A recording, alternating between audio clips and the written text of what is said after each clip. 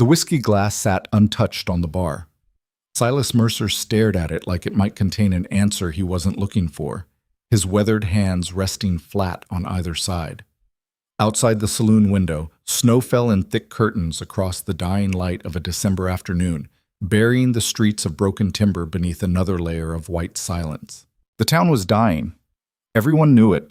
You could see it in the boarded windows, the empty storefronts, the hollow-eyed miners who shuffled through the cold with nowhere left to go. By spring, there wouldn't be enough work to keep 50 men employed, let alone the 400 families who'd staked their futures on silver veins that ran deep beneath the frozen mountains. The mining contracts were expiring. New Year's Day, that was the deadline. And the only thing standing between broken timber and total collapse was 40 pounds of refined silver sitting in a vault 200 miles west. Silver that needed to reach the territorial capital before the calendar turned, or the investors back east would pull every dollar and let the whole operation rot. Problem was, there was only one road through the mountains this time of year, Black Vulture Pass. And for 2 winters running, the Grady brothers had owned that road like a personal fiefdom, collecting a toll paid in blood and bullets. 12 men had tried crossing with valuable cargo. 12 men had died. The territorial marshal had stopped sending deputies after the 3rd one came back draped over his saddle with his throat cut ear to ear. You understand what you're signing up for. The voice belonged to Thomas Ridley, mining superintendent and the closest thing broken timber had to leadership. He stood at Silas's elbow, gray-bearded and grim, holding a leather satchel that probably contained more money than most men saw in a year. Silas didn't turn his head. I understand you're desperate. That's one way to put it. Ridley set the satchel on the bar with a heavy thump. $500 now. Another $500 when the silver reaches Carson City. That's more than fair for 2 weeks' work. If I live to collect it. If you live to collect it, Ridley agreed. No point pretending otherwise. Look, Mercer, I'm not going to blow smoke. The Gradys are killers. Real ones. Not the kind you scare off with a hard look and a fast draw. They've been running that pass since the winter of '85, and they've buried every man who thought he could outsmart them. Silas finally reached for the whiskey. He didn't drink it, just held the glass up to the lamplight, watching the amber liquid catch the glow. Then why do you think I'm different? Ridley was quiet for a moment. When he spoke again, his voice was lower, careful. Because I asked around about you. 3 towns, 2 sheriffs, and a cavalry sergeant who served with you during the Apache campaigns. Every single one of them said the same thing. What's that? That you're the kind of man who doesn't lose fights. Not ever. Silas set the glass down without drinking. Everyone loses eventually. Maybe, but not in the last 10 years according to anyone I talked to. Ridley leaned closer. I need someone who can get that silver through, Mercer. Not someone who's going to ride into an ambush and panic. Not someone who's going to freeze up when the bullets start flying. I need someone who's already survived worse than 4 outlaws on a frozen mountain. Outside, the wind picked up, rattling the saloon windows. Somewhere down the street, a dog barked once and went silent. The whole town felt like it was holding its breath. Silas turned the whiskey glass slowly between his fingers. He'd ridden into broken timber 3 days ago on a horse named Iron, carrying nothing but a bedroll, a Winchester rifle, and 2 Colt revolvers that had seen more use than most men's boots. He hadn't planned on staying. Hadn't planned on getting involved in anyone's problems. But he'd seen the desperation in the faces on the street. The mothers rationing food. The fathers standing outside the mining office waiting for work that wasn't coming. The kids who didn't understand why their families were talking about leaving the only home they'd ever known. He'd seen towns die before. It wasn't pretty. When do I leave? Silas asked quietly. Ridley let out a breath he'd probably been holding since the conversation started. Dawn. The silver's already packed, 40 pounds split between 2 saddlebags. We've arranged for a supply cache at the halfway point, assuming you make it that far. Food, ammunition, medical supplies. Assuming the Gradys haven't found it first, that's a risk, yes. Ridley pushed the satchel closer. The money's yours whether you take the job or walk away right now. No one would blame you. Hell, most of the town thinks I'm insane for even asking. Silas picked up the satchel. Heavier than it looked. $500. Enough to buy a fresh start somewhere warm. Maybe a small ranch in California where the snow didn't bury everything for half the year. Enough to walk away and let someone else's town die. He stood up from the bar, tucking the satchel under his arm. I'll need the silver loaded by first light, and I want a second horse packed light in case iron pulls up lame. Ridley's face split into something that wasn't quite a smile. Relief, maybe. Or guilt. Done. Anything else? Silas finally drank the whiskey in one quick motion. It burned going down, cheap and harsh, the kind of liquor that kept men warm on nights when nothing else would. Yeah, don't tell anyone I'm leaving. Not the time, not the route, not even that you hired someone. If the Gradys have informants in town, I want them wondering. You think they've got people here? I think they've stayed alive this long because they're smart. Silas set the empty glass on the bar and headed for the door. And smart men don't just sit on a mountain waiting for targets to show up. They plan. They watch. They make sure the odds are always in their favor. So how do you beat them? Silas paused with his hand on the doorframe, cold air already seeping through the gap. Outside, the snow was falling heavier now, thick flakes that swallowed sound and blurred the world into shades of white and gray. You don't beat men like that with speed or strength, he said quietly. You beat them by being willing to do what they won't expect. He pushed through the door into the storm, leaving Ridley standing alone at the bar with an empty whiskey glass, and the faint hope that maybe, just maybe, he'd hired the right kind of man for an impossible job. The room above the general store was small and cold, but it had a bed and a stove, which was more than Silas usually required. He sat on the edge of the mattress, methodically cleaning his revolvers by lamplight while the wind howled outside. 2 Colt single-action Army models, .45 caliber, nickel-plated with walnut grips worn smooth from years of handling. He'd carried these guns through range wars, border disputes, and half a dozen situations that didn't have official names but left bodies in the dirt all the same. The rituals of maintenance kept his hands steady. Remove the cylinder, check each chamber, clean the barrel, oil the action, reassemble, repeat with the second gun. Then the Winchester. Then the knife he kept in his boot. People thought gunfighters were born fast. That wasn't true. Speed came from repetition, doing the same movement so many times that your body didn't need to think, it just acted. Muscle memory. The difference between drawing in 3/4 of a second versus a full second was usually the difference between living and dying. But speed wasn't enough. Not against 4 men who'd been working together long enough to function like a single predatory organism. Silas had learned a long time ago that the key to surviving impossible situations wasn't being the fastest or the strongest or even the smartest. It was being the one who saw the battlefield differently than everyone else, who recognized the terrain, understood the angles, identified the moment when superior numbers became a liability instead of an advantage. The Gradys controlled Black Vulture Pass because they'd learned to use the environment as a weapon. Narrow roads, blind corners, cliffs that turned mistakes into 1,000-foot falls. They didn't need to be great shots or brilliant tacticians. They just needed to choose the right ambush point and wait for their targets to ride into the kill zone, which meant Silas needed to do the one thing no one expected: make them fight on ground they hadn't chosen. He finished with the second revolver and set it beside the first on the bed. Through the window, he could see the outlines of mountains rising like black teeth against the starless sky. Somewhere up there, 4 men were probably sleeping warm, confident that tomorrow would be just like every other day they'd owned the pass. Silas hoped they were sleeping well.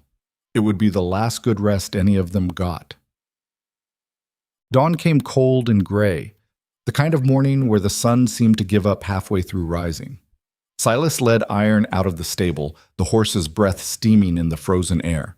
The big roan was 12 years old, battle-tested and unflappable, the kind of horse that didn't spook at gunfire or balk at bad footing. The second horse, a younger sorrel mare the stable owner called Ruby, was already packed with supplies and tied to Iron's saddle. Thomas Ridley was waiting by the town's northern gate, the silver already secured in 2 heavy saddlebags draped across Iron's flanks. He looked like he hadn't slept. "I had the blacksmith reinforce the bags," Ridley said quietly. "Double stitching, extra straps. They won't tear even if you have to run hard." Silas checked the straps himself, testing each buckle. 40 pounds split evenly, balanced, good. "Anyone see you bring these out?" "Just the blacksmith. He's trustworthy." "No one's trustworthy when there's money involved." Silas swung into the saddle, settling his weight. Iron shifted slightly, adjusting to the extra load. But it's done now. No point worrying about it. Ridley looked up at him, gray beard dusted with snow. You really think you can make it through? Silas gathered the reins. Honest question deserved an honest answer. I think there's a chance. Better than the last 12 men had anyway. Why? Because they were all trying to sneak through, trying to avoid a fight. Silas turned Iron toward the gate. Sometimes the only way past a wolf pack is to kill the lead wolf loud enough that the others remember it. He rode out of broken timber as the first pale light touched the mountain peaks, Ruby trailing behind on her lead rope. Behind him, Ridley stood watching until horse and rider disappeared into the gray snow and timber. The superintendent stayed there for a long time after they were gone, hands shoved deep in his coat pockets, watching the empty road like he could will a miracle into existence. Then he turned and walked back toward town, already trying to figure out what he'd tell 400 families if Silas Mercer didn't come back.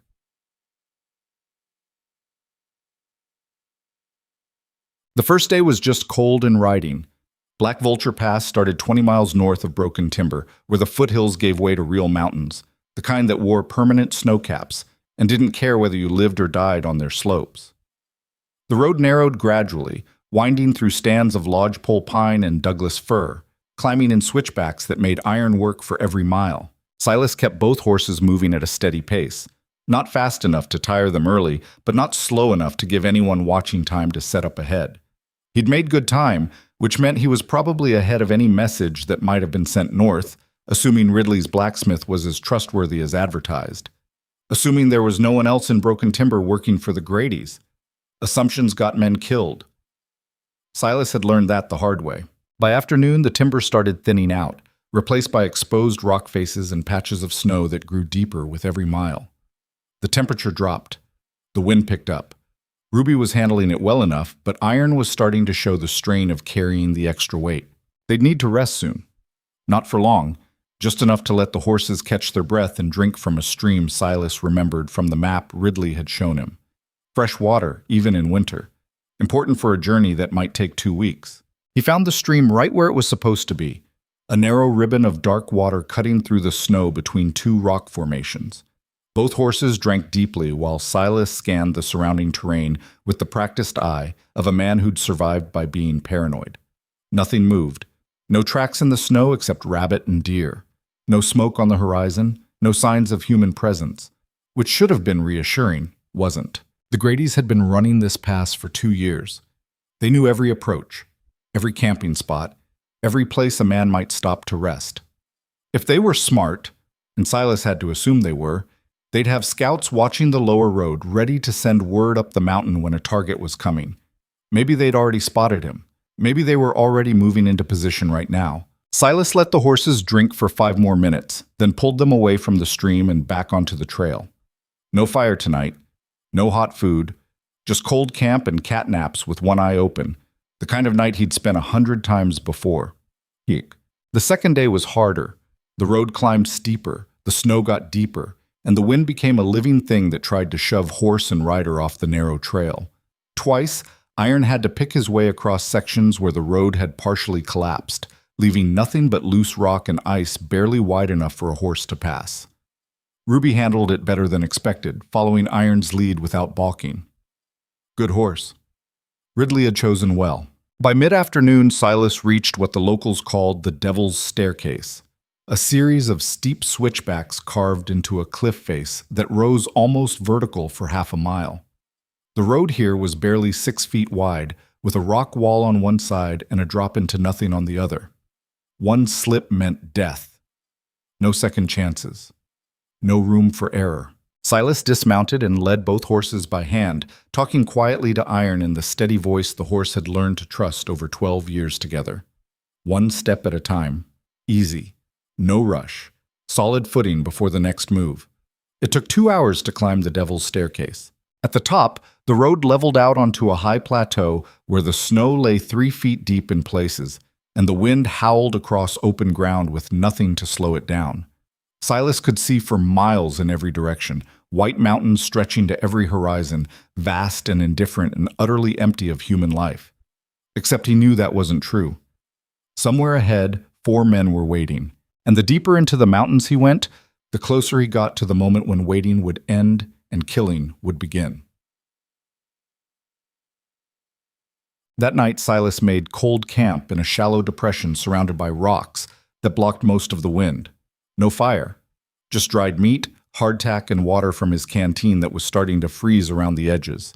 He'd hobbled both horses and wrapped them in the wool blankets Ridley had provided, keeping them as warm as possible without risking the light and smoke of a fire.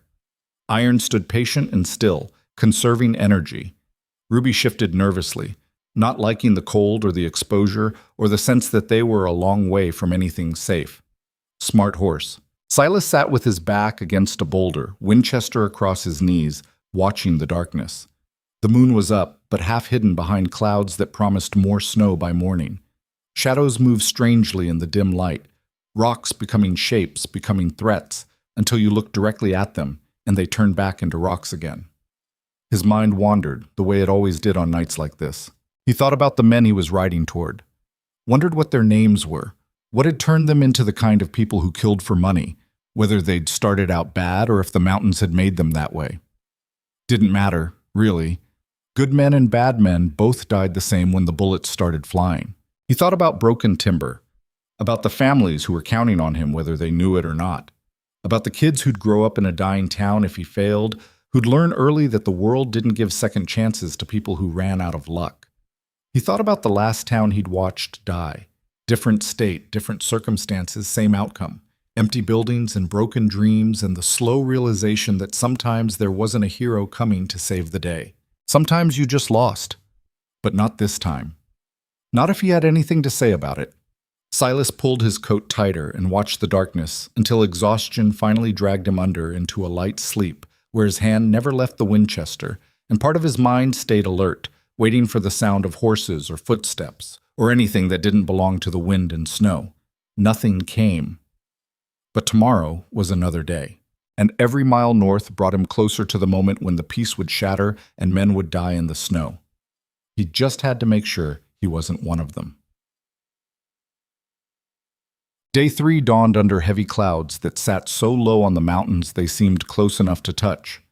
Silas woke stiff and cold, his joints protesting the frozen ground and the thin bedroll that hadn't done much to keep the chill out. Iron was awake already, watching him with dark, patient eyes. Ruby was still dozing, head low, breathing steady. Good. They'd need their strength today. According to Ridley's map, the supply cache was supposed to be about 10 miles ahead, hidden in a collapsed mine entrance on the west side of the pass. Food, ammunition, medical supplies. Enough to restock for the second half of the journey when, things went wrong. But that was also the most likely place for an ambush. The Gradys would know about the cache. They'd have found it years ago, either left it alone as a lure or cleaned it out to deny supplies to anyone who made it that far. Either way, approaching it would mean crossing through terrain that funneled into natural kill zones. Silas packed his gear slowly, thinking through the angles. He could skip the cache entirely, rely on what he was carrying. But that meant less ammunition if a fight dragged on, less food if he had to take a longer route around trouble. Tactical decisions. The kind that looked simple until you made the wrong choice and paid for it with your life. He decided to approach the cache, but carefully. Scout it from a distance first. Look for tracks, signs of disturbance, anything that suggested someone else had been there recently. And if it was a trap, then he'd spring it on his own terms. But the ride toward the cache took most of the morning. The road narrowed again, winding through a section where rock walls rose steep on both sides, and the snow lay undisturbed except for the tracks of animals. Quiet. Too quiet. The kind of silence that made the hair on the back of Silas's neck stand up. Iron felt it too. The horse's ears were forward, alert, muscles tense under the saddle. Ruby was starting to pick up on the mood, walking closer to Iron than usual. A mile from the cache location, Silas dismounted and tied both horses to a dead tree. He pulled the Winchester from its scabbard, checked the load, and moved forward on foot. The snow was deep enough here to make walking difficult, but it also meant tracks would show clearly.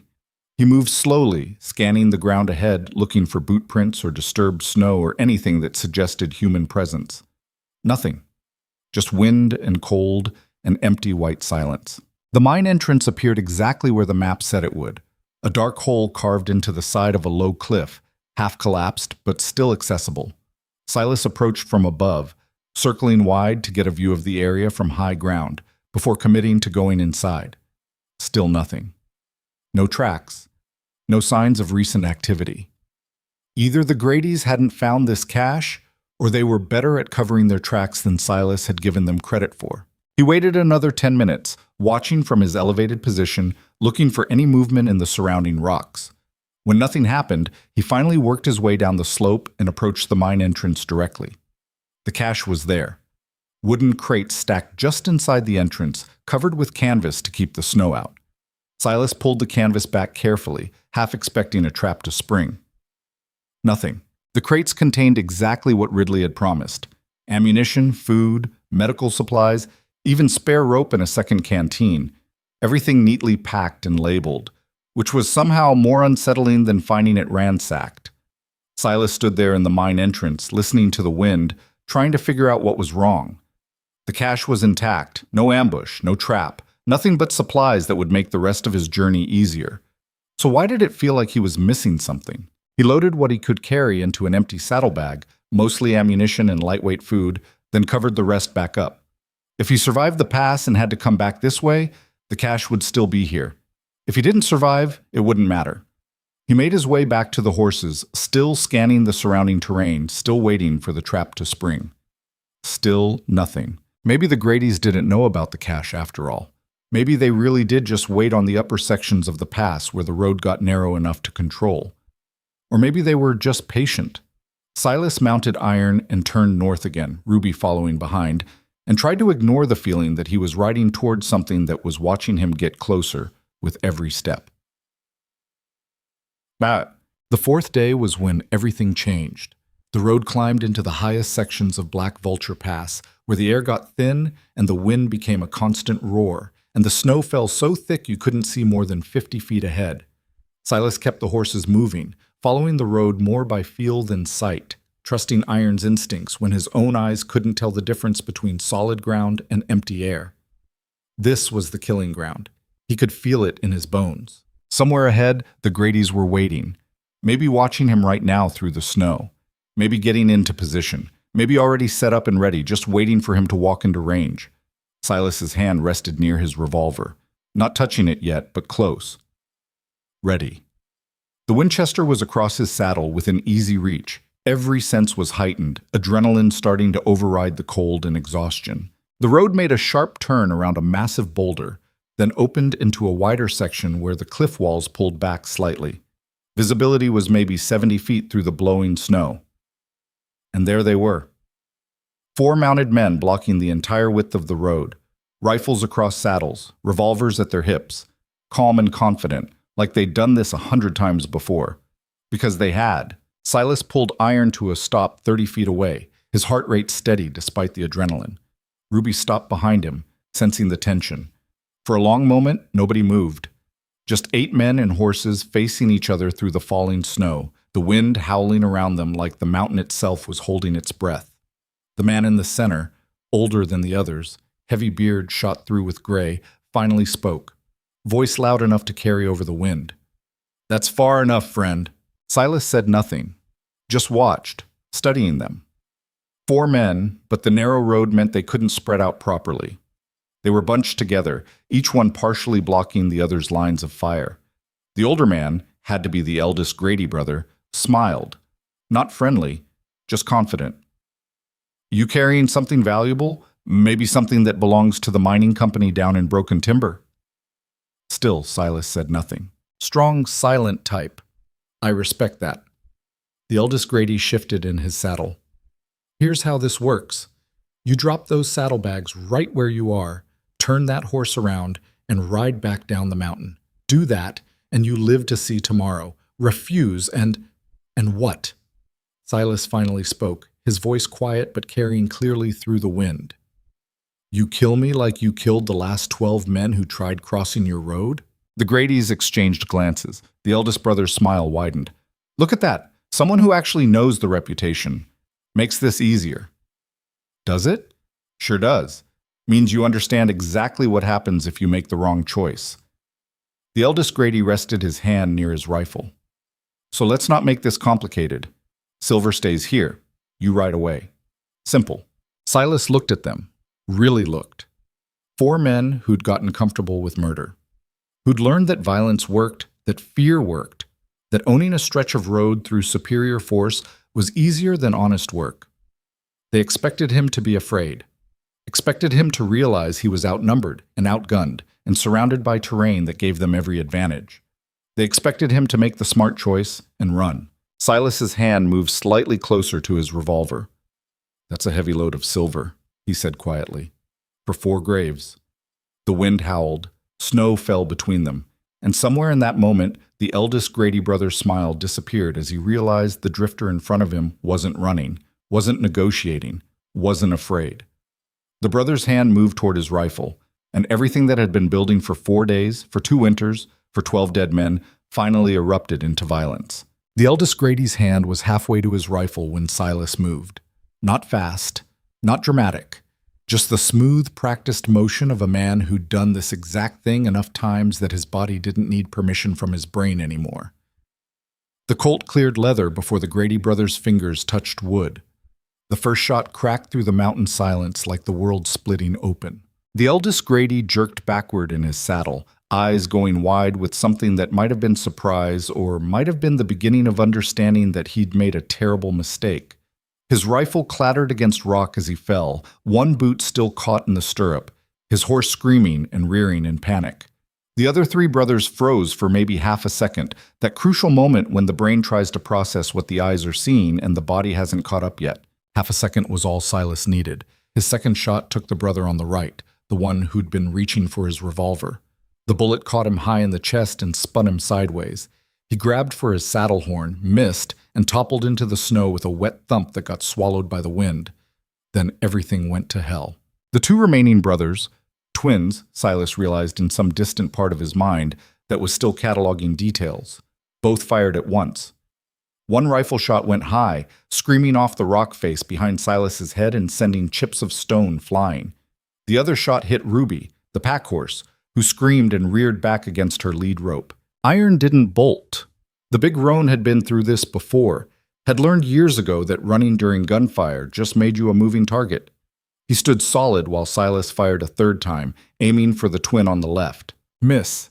The shot went wide as the twin's horse lurched sideways, spooked by its dead rider's horse crashing into it.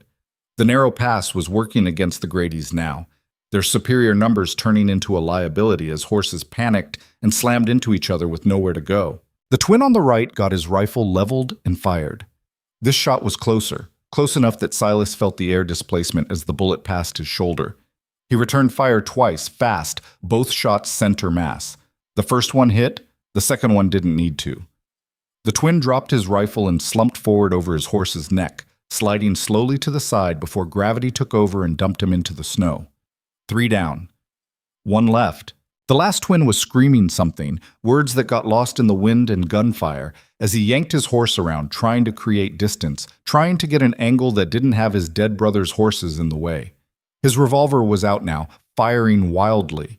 3 shots that all went wide because he was moving and panicking and making every mistake Silas had seen frightened men make 100 times before. Silas took a breath, let it half out, squeezed the trigger. The 4th Grady brother stopped moving. For a moment, he just sat there in his saddle, looking down at the spreading red stain on his coat, like he couldn't quite understand where it had come from. Then he looked up at Silas, mouth working around words that wouldn't come, before he slowly tilted sideways and fell. 4 seconds. Maybe 5. That's how long it took for the Grady brothers' 2-year reign over Black Vulture Pass to end. The silence that followed was somehow louder than the gunfire had been. Just wind and the labored breathing of spooked horses and the ringing in Silas's ears that came from shooting in close quarters without warning. Iron stood solid beneath him, waiting for instructions. Ruby was down on 3 legs, the 4th held up off the ground, blood streaming from where the bullet had torn through the meat of her shoulder. Not fatal, but she wasn't going to be carrying supplies anymore. Silas dismounted slowly, his legs stiff from the cold and the adrenaline crash that was already starting. He kept his revolver out, approaching each fallen man carefully, checking for signs of life the way you checked a snake you just killed to make sure it was really dead. The eldest Grady brother was gone, eyes staring at nothing, one hand still stretched toward the rifle he'd never managed to draw. The second brother was face down in the snow, not breathing. The twins were both dead, one still draped over his horse, the other sprawled in a position that looked uncomfortable even for a corpse. 4 men who'd probably woken up this morning confident they'd be eating dinner tonight, who'd owned this pass so completely they'd stopped imagining anyone could challenge them, who'd forgotten that empires, even small ones, always end eventually. Silas stood there in the falling snow, surrounded by dead men and panicked horses, and felt nothing. No satisfaction, no guilt, no sense of victory or justice, or anything except the cold, practical reality that this was what happened when you built your life on violence and intimidation. Eventually, someone always showed up who was better at it than you were. He holstered his revolver and went to check on Ruby. The pack horse was in bad shape.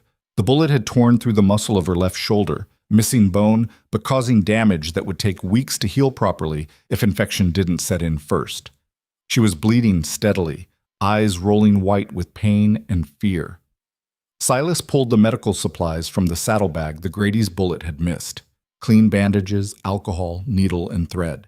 Not much, but enough to stabilize her if he worked fast. He talked to her while he worked, keeping his voice low and steady the same way he'd talked to Iron during the climb up the Devil's Staircase. Easy. You're okay. Hold still. Almost done.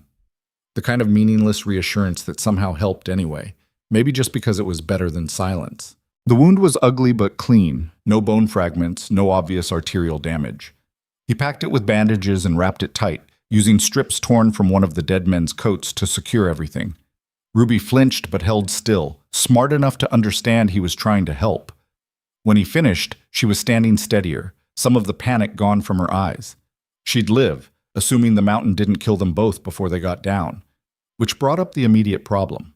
4 dead men and their horses were completely blocking the pass. No way through, no way around. The cliffs rose straight up on one side and dropped straight down on the other. And with the wind picking up and fresh snow starting to fall harder, they had maybe 3 hours before this whole section of road became impassable.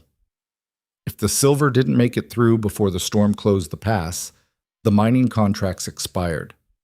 Broken timber died. 400 families lost everything. 4 seconds of violence, and somehow he'd traded one set of problems for a completely different set.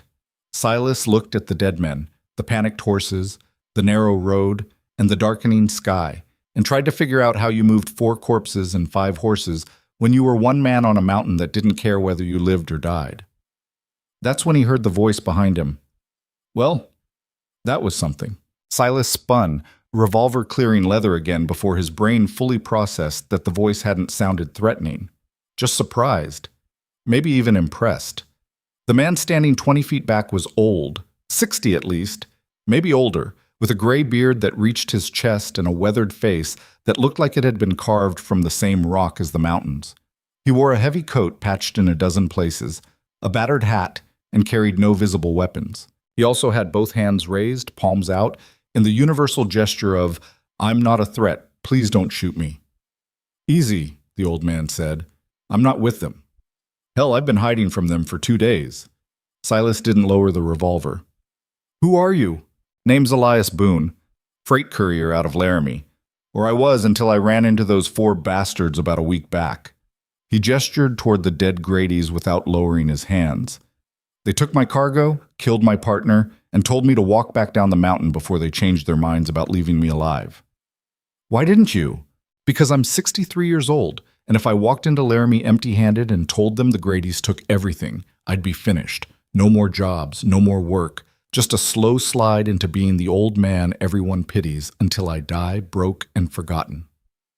Elias finally lowered his hands, reading something in Silas's face that suggested the immediate threat of being shot had passed. "So I've been following them, keeping my distance, trying to figure out if there was any way to get my cargo back before I had to admit defeat. Then you saw them set up to ambush me. Saw the whole thing. Watched you ride up that trail like you didn't have a care in the world. Watched them get into position like they'd done it 100 times. Elias shook his head slowly. "I figured you were dead. Was already trying to decide if I could steal one of their horses after they killed you and took whatever you were carrying. Silas studied the old courier, looking for signs of deception, for any indication this was some kind of trick or trap. But the man just looked tired, worn down, the kind of exhaustion that came from realizing you'd gambled everything and lost. "You see where they stashed your cargo?" Silas asked. "Camp about a quarter-mile that way." Elias pointed north, up the pass. "They've been using it as a base for the last 2 years. Every piece of stolen goods they couldn't sell or didn't want to carry, it's all up there. Must be worth $10,000 by now, maybe more." $10,000. Enough to buy a small ranch, enough to set up a new life somewhere the winners didn't try to kill you. Enough to make a lot of men forget about honor or duty or 400 families depending on a silver shipment getting through. Silas looked at the silver still strapped to Iron's flanks, then at the dead men blocking the road, then at Elias Boone, who was watching him with the careful attention of someone trying to figure out what kind of man he was dealing with. "Help me move these bodies," Silas said, holstering his revolver. "Then we'll talk." Elias blinked, surprised. "You're not going to rob their camp?" "I'm not going to rob their camp." "Why the hell not? They're dead. They're not using it. And you just risked your life against 4 armed men. Seems like you've earned whatever they had stashed." Silas walked toward the nearest dead horse. "Because I didn't come up here to get rich. I came up here to deliver silver to Carson City before New Year's Day. Everything else is just obstacles." That's, Elias trailed off, shaking his head. "That's either the most honest thing I've ever heard or the stupidest." "Probably both." Silas grabbed the dead horse's reins. "Now, are you going to help me, or are you going to stand there thinking about how you could have been a better man?" The words hit harder than Silas had intended, and he saw Elias flinch like he'd been slapped.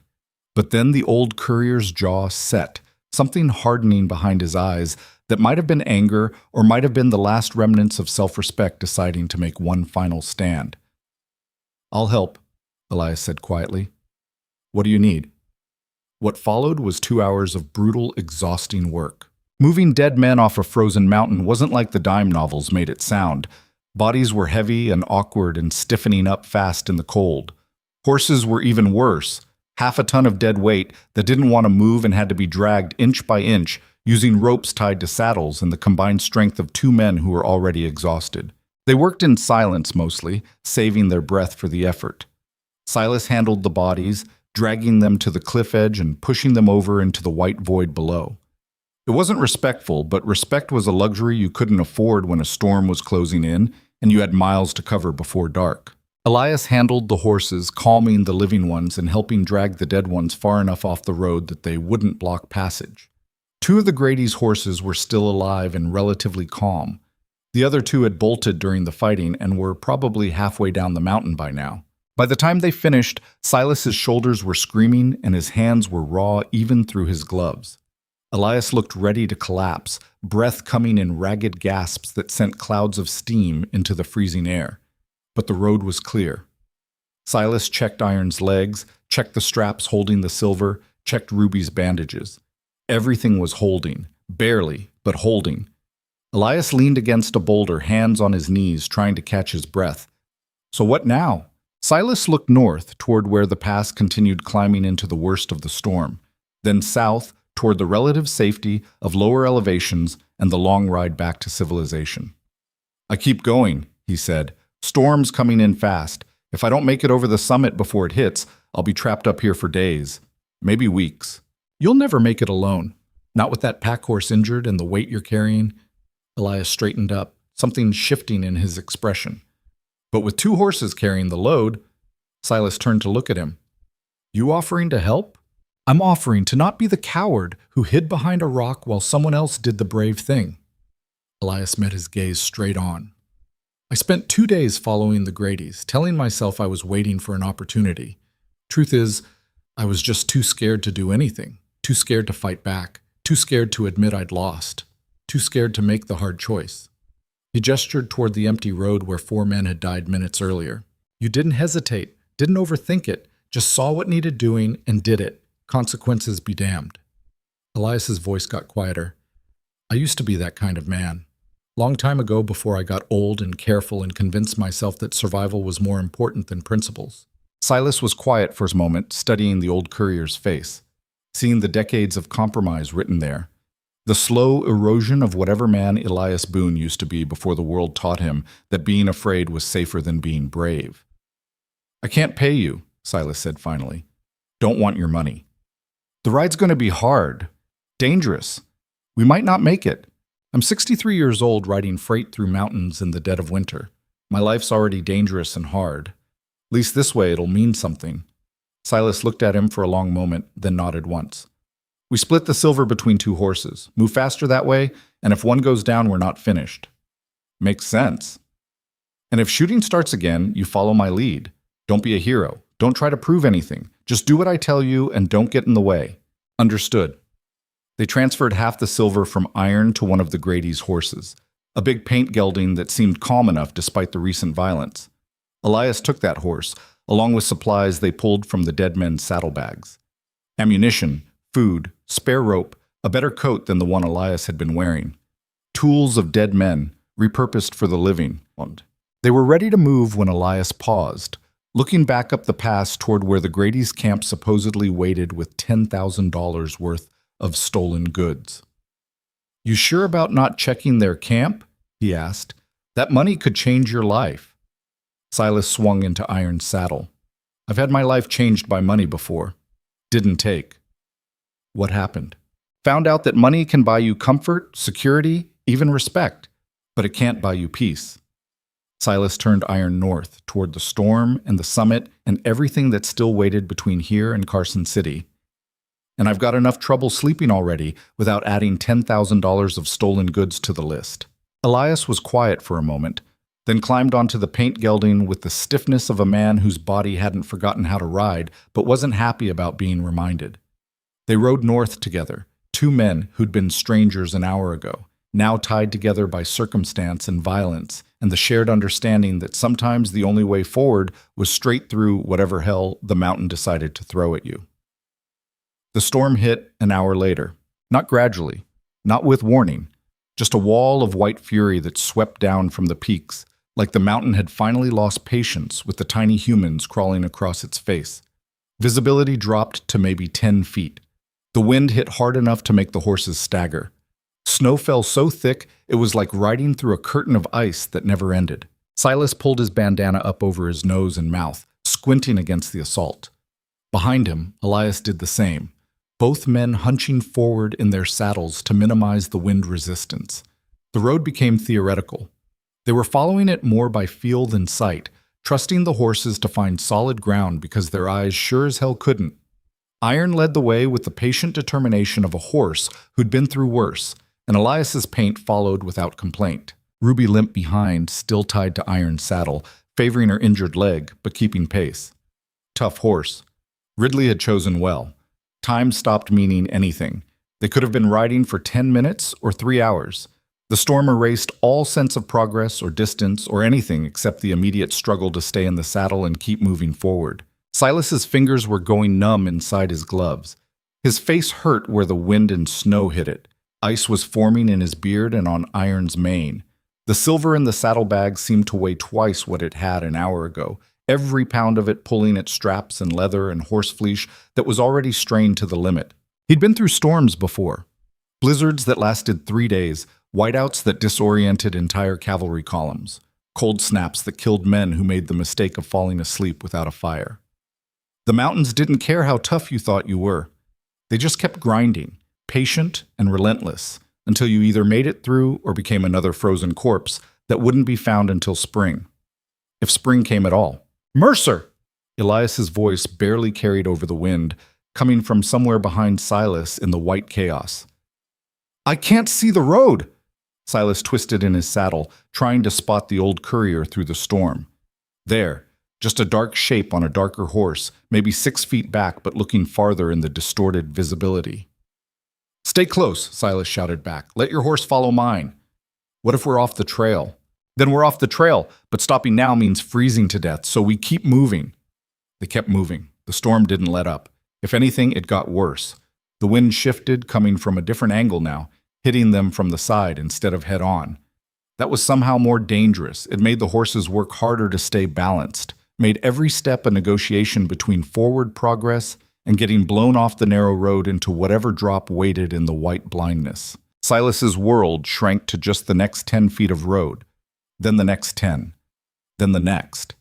Each small section of victory, each minute of continued progress, a minor miracle that defied the mountain's obvious intention to kill them. His mind started playing tricks on him. He saw shapes in the storm that weren't there. Other riders, buildings, trees where none existed. The exhaustion and cold were messing with his perception, creating phantoms that his brain insisted were real until he looked directly at them and they dissolved back into snow. Behind him, Elias was singing something. Barely audible over the wind, just fragments of melody that might have been a hymn or a drinking song or maybe just nonsense meant to keep himself awake and alive. Smart. Silas had done the same thing on long night watches during the Apache campaigns. The human voice anchored you to reality when everything else tried to drag you into the cold darkness. He started counting steps, 1 to 10, then back to 1, over and over. Counting kept his mind occupied, gave him something to focus on besides the cold and the wind and the growing certainty that they'd made a terrible mistake coming up here. Somewhere around step 400 and something, Iron stopped walking. Silas blinked, trying to clear the ice from his eyelashes, trying to figure out why his horse had decided to quit. The road looked passable, or at least the small section he could see through the storm looked passable. No obvious obstacles, no cliff edge right in front of them. So why had Iron stopped? Then he saw it. Or rather, didn't see it. The road just ended. Not with a cliff or a boulder or any kind of obvious obstacle. It just stopped being there, replaced by a field of broken rock and ice where an avalanche or rock slide had taken out an entire section of trail.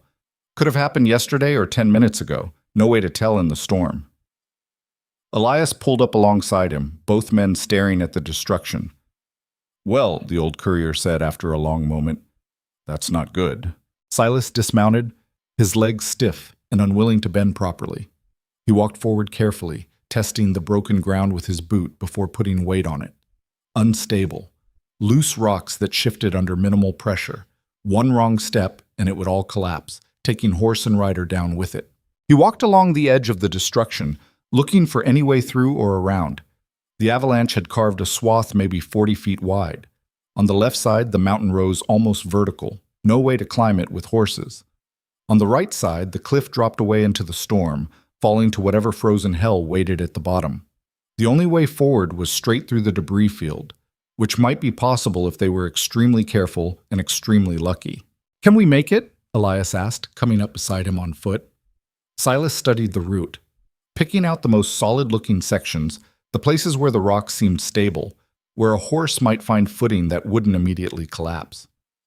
"Maybe," he said finally, "if we go one at a time, if we test every step, if the rocks don't shift more while we're crossing. And if they do shift," Silas looked at the old courier, "then we fall, and whoever's still alive tries to figure out what to do next." Elias was quiet for a moment, snow building up on his shoulders and hat. Then he laughed, short and sharp, and not entirely sane. "You know what? 3 days ago, I was hiding behind a rock watching the Gradys murder my partner.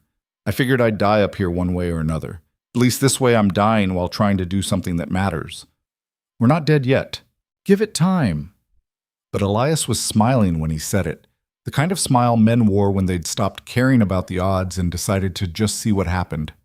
Silas led Iron toward the debris field. The horse balked at first, not liking the look of the unstable ground. Couldn't blame him. Silas didn't like the look of it either. "Easy," he murmured, keeping his voice low and steady. "Just follow me, one step at a time. You've gotten us through worse." That last part wasn't entirely true, but Iron didn't know that. The first step onto the debris field sent rocks sliding with a sound like dice rattling in a cup. Iron froze, ears flat against his head. Silas waited for the rocks to settle, then took another step. This one held better. They moved forward inch by inch, Silas testing each foothold before letting Iron follow. The silver in the saddlebags made everything harder, throwing off the horse's balance, making each step more precarious. Halfway across, a rock shifted under Iron's hoof. The big roan stumbled, going down on one knee. Silas threw his weight against the horse's shoulder, helping him recover, feeling other rocks start to slide beneath them. For a moment it felt like the entire field was about to collapse, taking them down in a roar of stone and ice.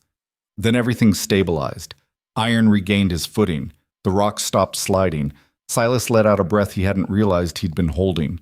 They made it to the far side without anything else trying to kill them. The road there was intact, snow-covered, but solid. Silas led Iron another 20 feet forward, well clear of the debris field, before turning back. Elias was already starting across with the paint gelding, following the exact path Silas had taken. The old courier moved carefully, testing each step the same way, talking quietly to his horse the whole time. He was 3/4 of the way across when his horse panicked. Maybe it was the weight shift. Maybe a rock that had seemed stable under Iron's weight couldn't handle the paint's different gait. Maybe it was just bad luck. The horse's rear legs slipped. Elias grabbed for the saddle horn as the paint scrambled for purchase on rocks that were suddenly sliding away beneath them. The horse screamed, high and terrified, as it went down on its side. Silas was moving before he consciously decided to move. He grabbed his rope, tied one end to Iron's saddle and the other around his own waist, then ran back onto the debris field. The paint was thrashing, trying to stand but making things worse as its hooves tore at unstable ground. Elias had gotten thrown clear and was sliding toward the cliff edge, hands scrabbling for anything to grab onto. Silas reached the old courier first, getting a grip on his coat and hauling him back from the edge. Elias's eyes were wide with shock, breath coming in gasps. "The horse!" he managed. The paint had gotten to its feet but was still on bad ground, shaking and uncertain. The saddlebags holding half the silver were slipping, leather straps straining, ready to tear loose and take 20 pounds of refined silver down into the storm. Silas moved toward the horse slowly, hands out, voice low. "Easy. Easy now. Nobody's hurting you. Just need you to come this way, nice and slow." The paint's eyes rolled white. It didn't want to move. Moving meant more of those terrifying sliding rocks, more instability, more fear. "Come on," Silas murmured. "You can do this. Just a few more steps." Behind him, Elias had gotten to his feet and was trying to help, approaching from the other side. Between them, they managed to coax the paint forward, one careful step at a time, until all 4 hooves were back on solid ground. The horse was shaking. So was Elias. Silas checked the saddlebags. Straps had held, silver was still secure, then checked the horse's legs for injuries. Everything seemed intact. Lucky. Incredibly lucky. "Thank you," Elias said quietly, once he'd caught his breath. "If you hadn't, don't." Silas cut him off. "We don't have time for gratitude or what-ifs. We still have to get Ruby across, and we've already burned time we don't have." Ruby proved easier than the paint. Maybe because she'd watched the other 2 horses make it across. Maybe because her injury made her more careful. Maybe just luck holding one more time. They got her to solid ground without incident, then stood there for a moment in the storm, 3 men and 3 horses who'd somehow made it past one more thing trying to kill them. The pass continued north, disappearing into the white fury of the blizzard.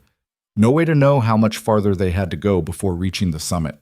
Could be a mile, could be 10.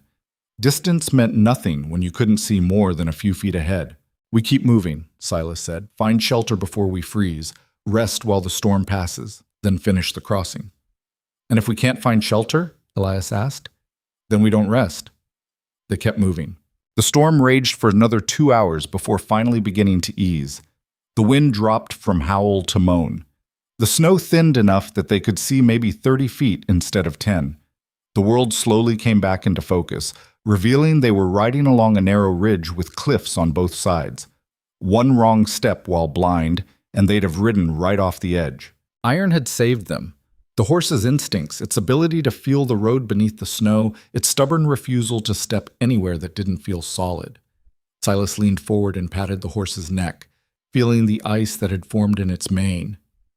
"Good boy," he said quietly. "Best horse I ever rode."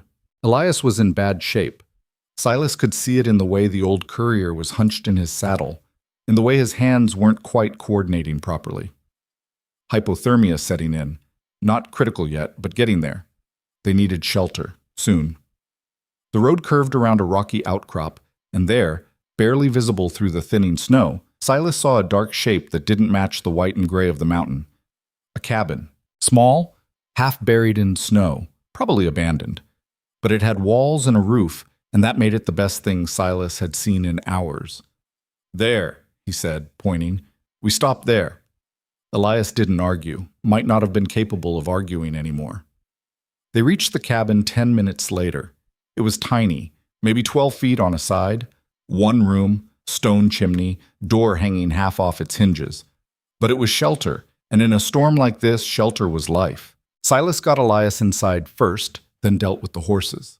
Led them to the lee side of the cabin where a rocky overhang provided some protection from the wind. Rubbed them down as best he could with handfuls of snow, checking for frostbite or injuries, making sure they were secured and as comfortable as possible given the circumstances.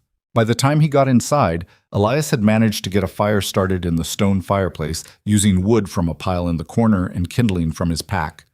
The old courier sat close to the small flames, hands stretched toward the heat, shivering violently. Silas closed the door, had to force it shut against warped wood and accumulated snow, then joined Elias by the fire. The heat felt like a physical thing, almost painful against his frozen face and hands. They sat in silence for a long time, just breathing, just being warm, just being alive when the mountain had tried very hard to make them dead. Finally, Elias spoke, his voice rough from cold and exhaustion. "How much farther to the summit?" "Don't know. Could be close. Could be miles." Silas pulled off his gloves, checking his fingers for frostbite. Tips were white, but everything still moved. He'd keep them. "We rest here until the storm clears enough to see the road. Pushing forward blind will just get us killed." "And if the storm doesn't clear?" "Then we wait until it does." "What about the deadline, the mining contracts?" Silas looked at him. "We'll make it or we won't. Panicking doesn't change the weather." Elias laughed, short and bitter. "You're a practical man, Mercer." "I'm a man who's learned that worrying about things you can't control is a waste of energy better spent on things you can."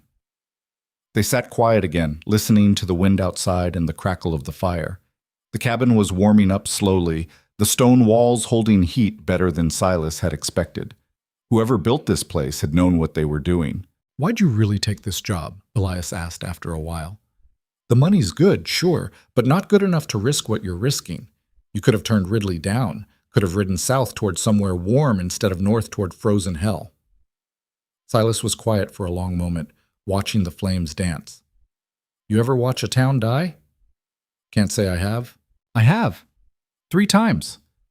Different places, different reasons. Mining collapse, drought, bank failure. Doesn't matter why, the result's the same. Families pack up everything they own and leave, businesses close, buildings rot. Within a year, there's nothing left except empty structures and the ghosts of what used to be there." He poked at the fire with a stick, sending sparks floating up the chimney. "Broken Timber's got maybe 400 families, 1,600 people, give or take. Kids growing up there. Old folks who've lived there their whole lives. They didn't do anything wrong. They just bet on silver keeping them fed, and now circumstances beyond their control are about to take everything." "So you're doing this because you feel sorry for them?" "I'm doing this because someone has to. Because I've got the skills to maybe pull it off. And because I'm tired of watching people lose when the world's already stacked against them." Silas looked at Elias. "You think that's stupid?" "I think it's the first time in 20 years someone's given me an answer that didn't include money or self-interest." Elias stared into the fire. "You're either a fool or the last honest man in the territory. Haven't decided which." "Could be both." "Could be." Elias pulled his coat tighter. "For what it's worth, I'm glad I helped. First time in a long time I've done something that wasn't about survival or profit. Feels different." "Different how?" "Like I remember who I used to be. Before I got old and scared and convinced myself that looking out for number 1 was the only way to make it through." He was quiet for a moment. "My partner, the one the Gradys killed, his name was Marcus Finn. Good man. Had a wife in Laramie, 2 kids. When they shot him, I just ran. Hid behind rocks and watched them go through our cargo, and I told myself I was being smart, strategic, that dying next to Marcus wouldn't bring him back. It wouldn't have. No. But at least I wouldn't have to live with knowing I was a coward." Elias's voice was rough. "You didn't run. When those 4 men had you outnumbered and outpositioned, you didn't even blink. You just did what needed doing. I've had practice. It's more than that. You didn't hesitate because you'd already decided what kind of man you were going to be in that moment. You'd made peace with dying if that's what it took." Elias looked at him. How do you do that? How do you stare down death and not flinch? Silas was quiet for a long time, trying to find words for something he'd never really articulated before. You don't stare down death, he said finally. You just decide what matters more than being afraid. For me, it was 400 families depending on Silver getting through. For you, it was not being the man who hid while someone else fought. He fed another stick to the fire. Fear doesn't go away. You just make it smaller than the thing you're fighting for. Outside, the storm was still raging, but inside the tiny cabin, two men sat by the fire and remembered what it felt like to choose courage over comfort. And somewhere beneath the exhaustion and cold, they both understood that they'd changed something fundamental about themselves on this frozen mountain. They just didn't know yet whether the change would be enough to get them through what still waited ahead. The storm broke sometime before dawn. Silas woke to silence, the kind that felt wrong after hours of wind screaming against stone walls. He lay still for a moment, listening, trying to figure out what had changed besides the obvious absence of noise. The fire had burned down to coals. Elias was asleep on the other side of the cabin, wrapped in his coat, snoring softly. Through the gap in the door, pale gray light was seeping in, turning the darkness into something closer to twilight. Silas sat up slowly, his back protesting. Sleeping on a stone floor at his age was the kind of mistake his body wouldn't let him forget for days. He fed the fire a few more pieces of wood from the dwindling pile, watched the flames catch and grow, then pushed the door open. The world outside was transformed. Snow had buried everything under fresh powder that caught the early light and threw it back in shades of blue and silver. The sky was clearing, clouds breaking apart to reveal stars that were already fading as dawn approached. The wind had dropped to nothing, leaving the kind of crystalline silence that only came after major storms. Beautiful. Also deadly. The pass would be packed with fresh snow now, drifts that could hide the road completely. Sections where the weight of new accumulation might trigger avalanches that would take out anything in their path. They'd have to move carefully. More carefully than before. Silas checked on the horses. All three were still standing, huddled together for warmth under the rocky overhang. Iron lifted his head when Silas approached, breath steaming in the frozen air. Ruby's bandages were holding, no fresh bleeding visible. The paint gelding, Elias still hadn't named it, which felt strange after everything they'd been through, seemed steady enough. He rationed out the last of the grain they'd been carrying, divided evenly between the three horses. Not enough, but it would have to do. They'd all be on short rations until they either reached the next cache or made it down the eastern slope where proper supplies waited. Behind him, he heard Elias emerge from the cabin, coughing.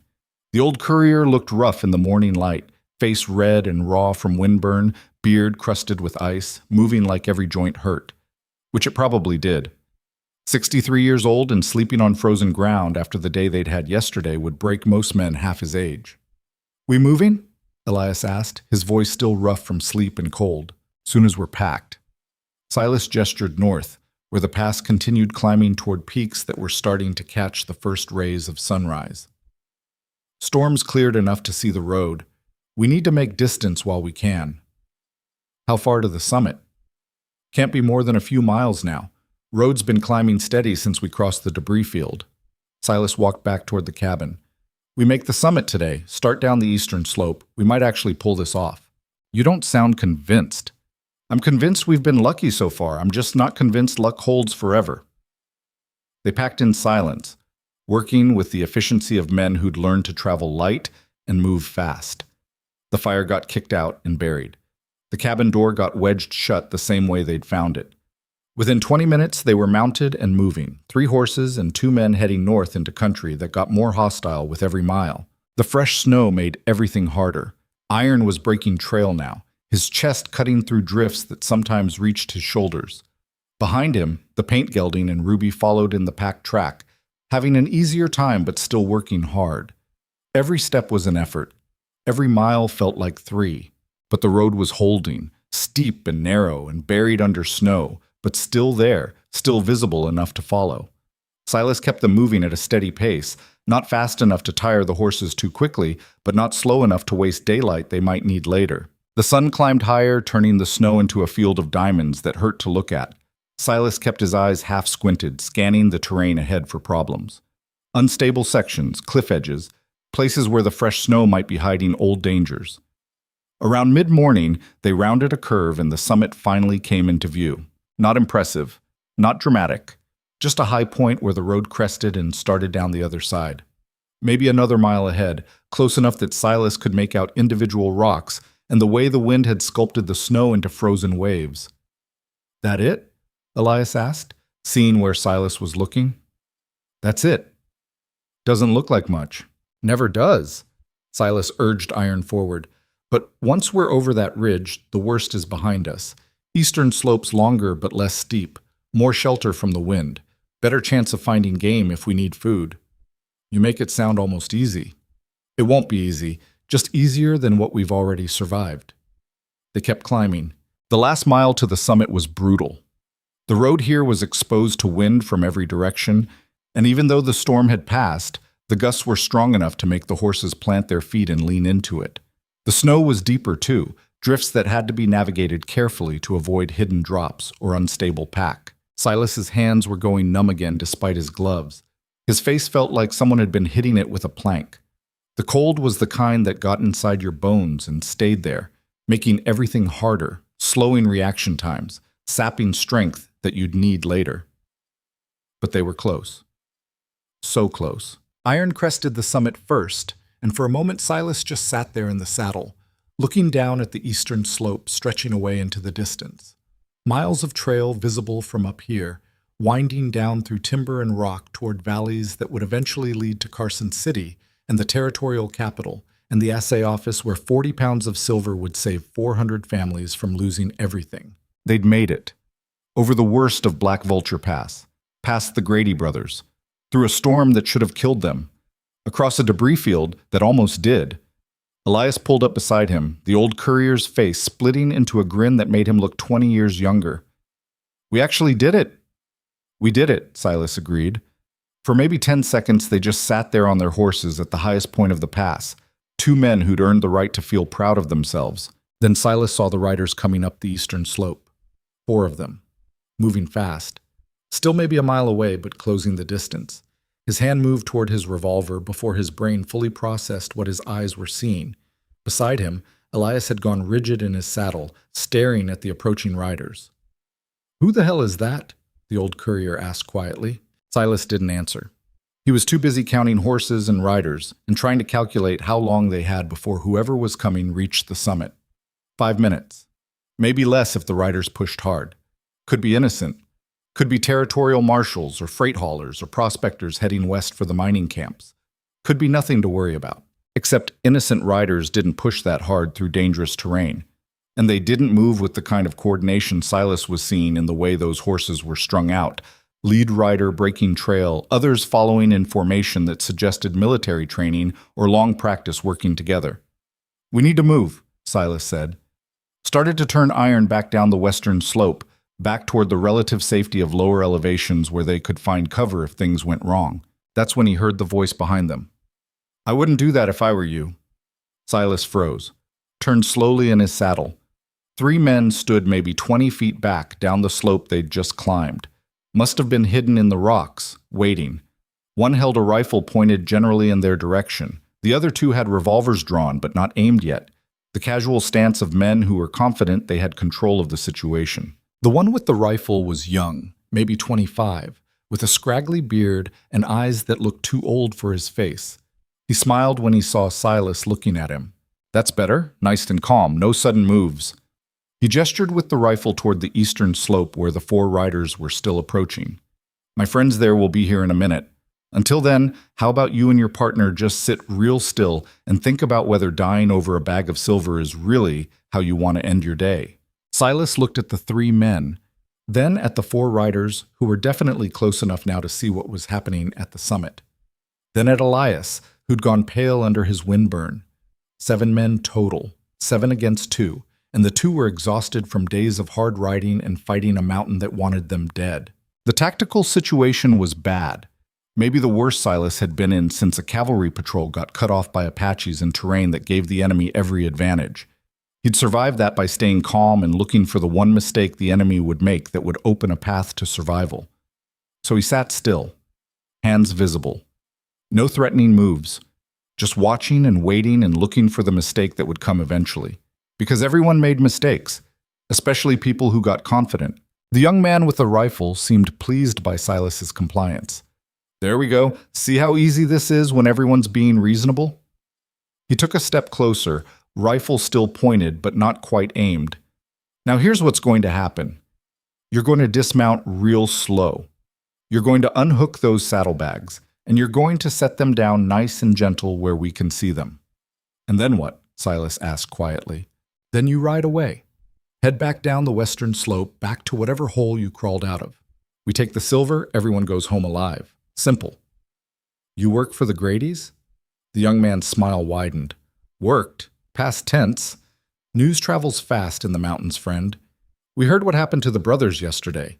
Heard some drifter killed all four in about the time it takes to blink. Have to say, we're impressed. Not many men could pull that off. So you're here for revenge? Hell no. We're here for the silver. The Gradys paid us to watch the eastern approach, make sure nobody tried sneaking through while they handled the western side. But now they're dead, which means their operation is up for grabs. He gestured toward the approaching riders.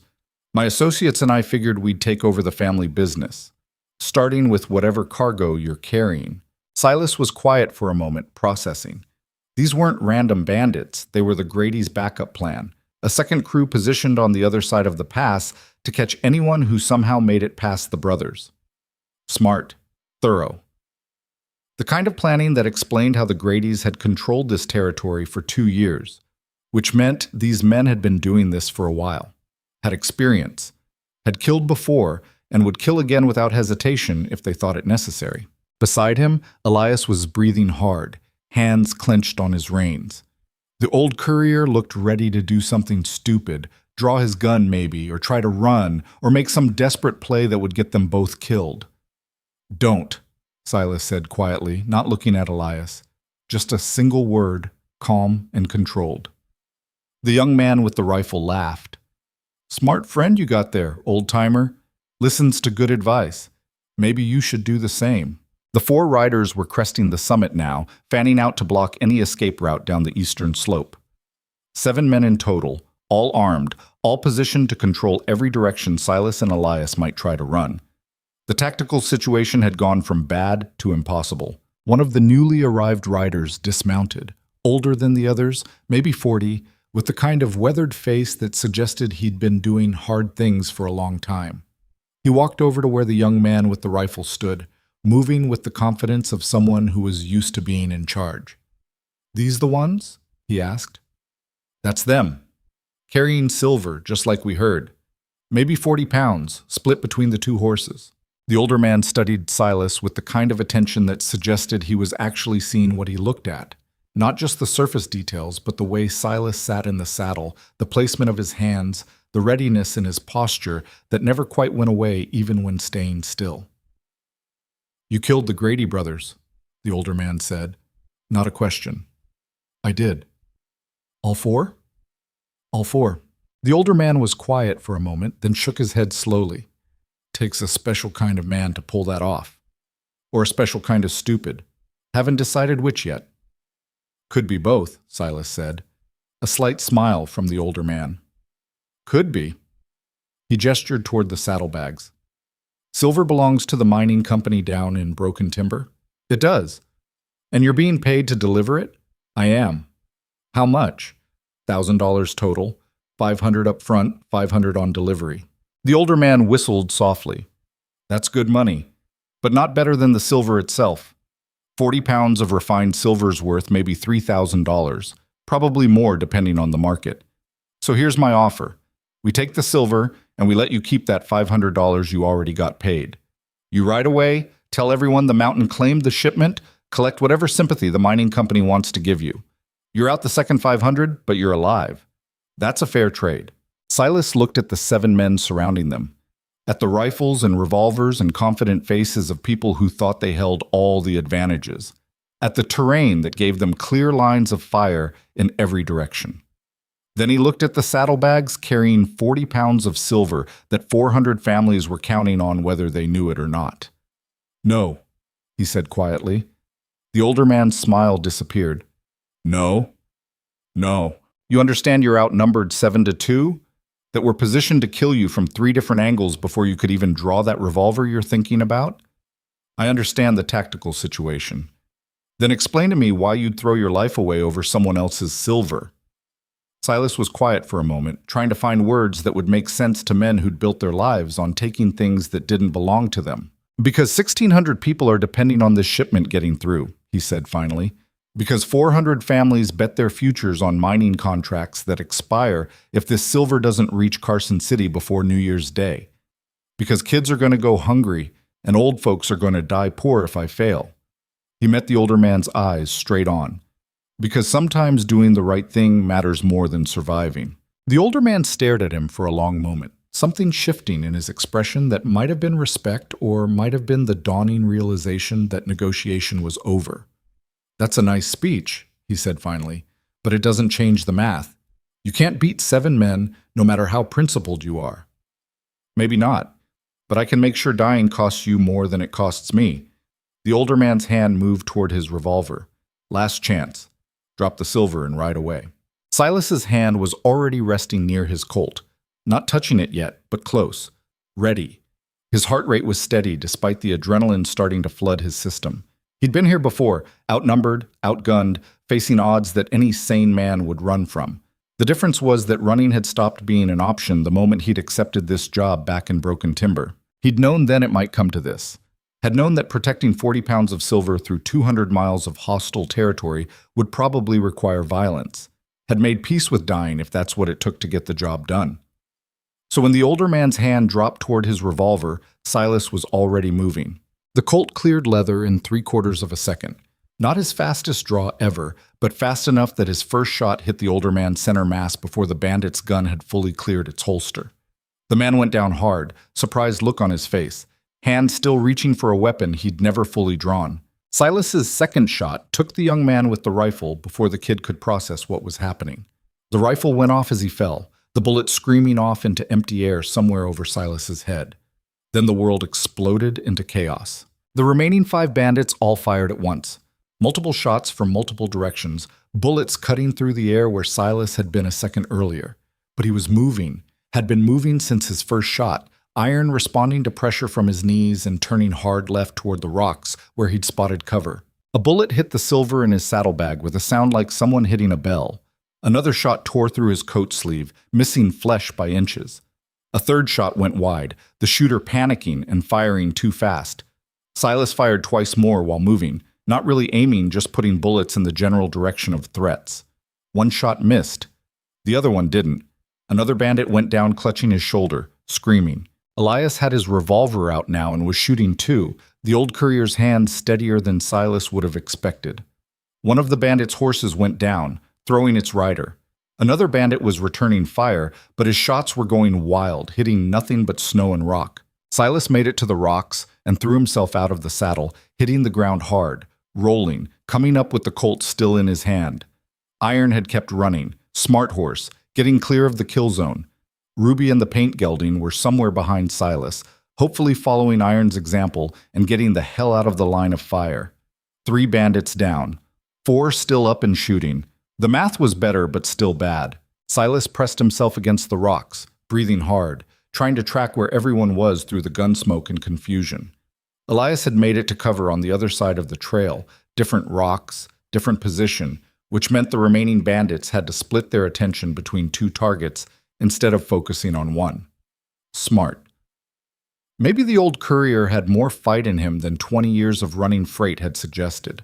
A bullet hit the rock 6 inches from Silas's head, spraying stone chips that stung his face. He returned fire-blind, just sticking his arm around the edge of cover and shooting in the direction the bullet had come from. Heard someone curse, which meant he'd come close even if he hadn't hit. Another bandit was moving, trying to flank Silas's position. Young guy, moving too confidently, thinking the rocks would protect him. Silas waited until the kid was committed to the move, then stepped out and fired twice. Both shots hit. The kid went down and didn't get back up. 3 down. 3 still fighting. The remaining bandits had figured out they were losing and were trying to regroup. Silas could hear them shouting to each other, coordinating. Smart. If they worked together, they could still win this through concentrated fire and better positioning. He needed to break their coordination before they got organized. Silas ejected the spent shells from his Colt and reloaded while staying behind cover. His hands were steady, despite the adrenaline, muscle memory taking over. 6 fresh rounds chambered and ready. Across the trail, Elias was shooting carefully, taking his time between shots. The old courier had found good cover and was making every bullet count. One of his shots hit a bandit who'd been trying to advance. Not fatal, but enough to make the man retreat, cursing and holding his leg. 2 still fully operational, 1 wounded but fighting. The tactical situation was shifting, the advantage that came from superior numbers eroding as the body count climbed. The next bandit who moved made the mistake of exposing too much of himself while trying to get a better angle on Elias. Silas shot him before the man realized he'd made a mistake. Clean hit, right side, probably liver or kidney. The bandit went down with a sound like someone had punched all the air out of him. 2 left. 1 wounded, 1 still fresh. The wounded one decided discretion was the smarter play. Silas saw him retreating, limping badly, trying to reach the horses that had scattered during the initial shooting. Smart move. Live to fight another day, or in this case, live to run away and maybe survive the mountain. The last bandit wasn't retreating. He was advancing, moving through the rocks with the kind of tactical awareness that suggested military training or extensive combat experience. Not panicking, not rushing, just methodically closing the distance while using cover properly. Dangerous. More dangerous than the others had been.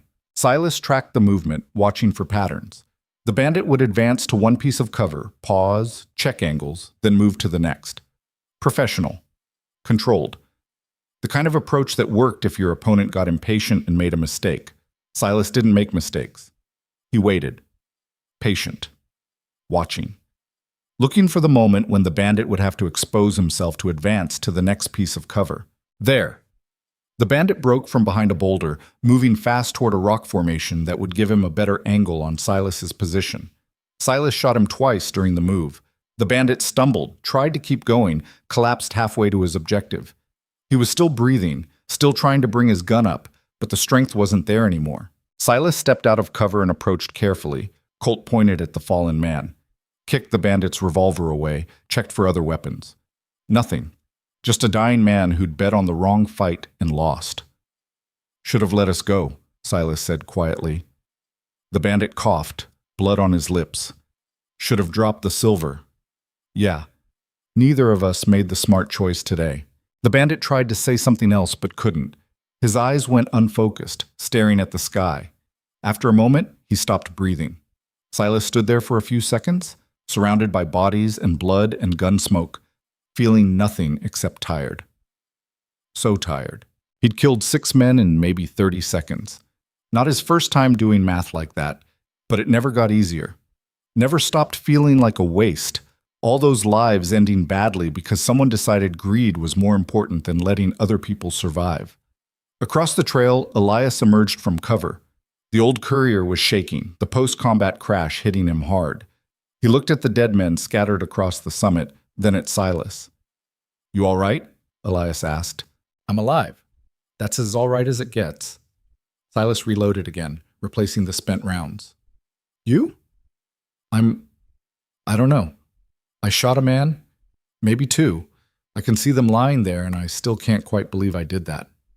"You did what you had to. They would have killed us both if you hadn't."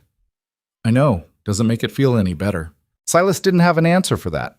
Killing never felt good, not if you were the kind of person who still had a conscience. It just felt necessary, and then later it felt like weight you carried around that never quite went away. They stood there in the cold morning light, 2 men who'd survived something they shouldn't have, trying to process what had just happened and what it meant for who they were. Around them, 7 dead men proved that sometimes violence was the only answer to violence, and sometimes the cost of doing the right thing was measured in bodies and blood and the knowledge that you'd taken lives to preserve other lives you'd never meet. After a while, Silas went to find the horses.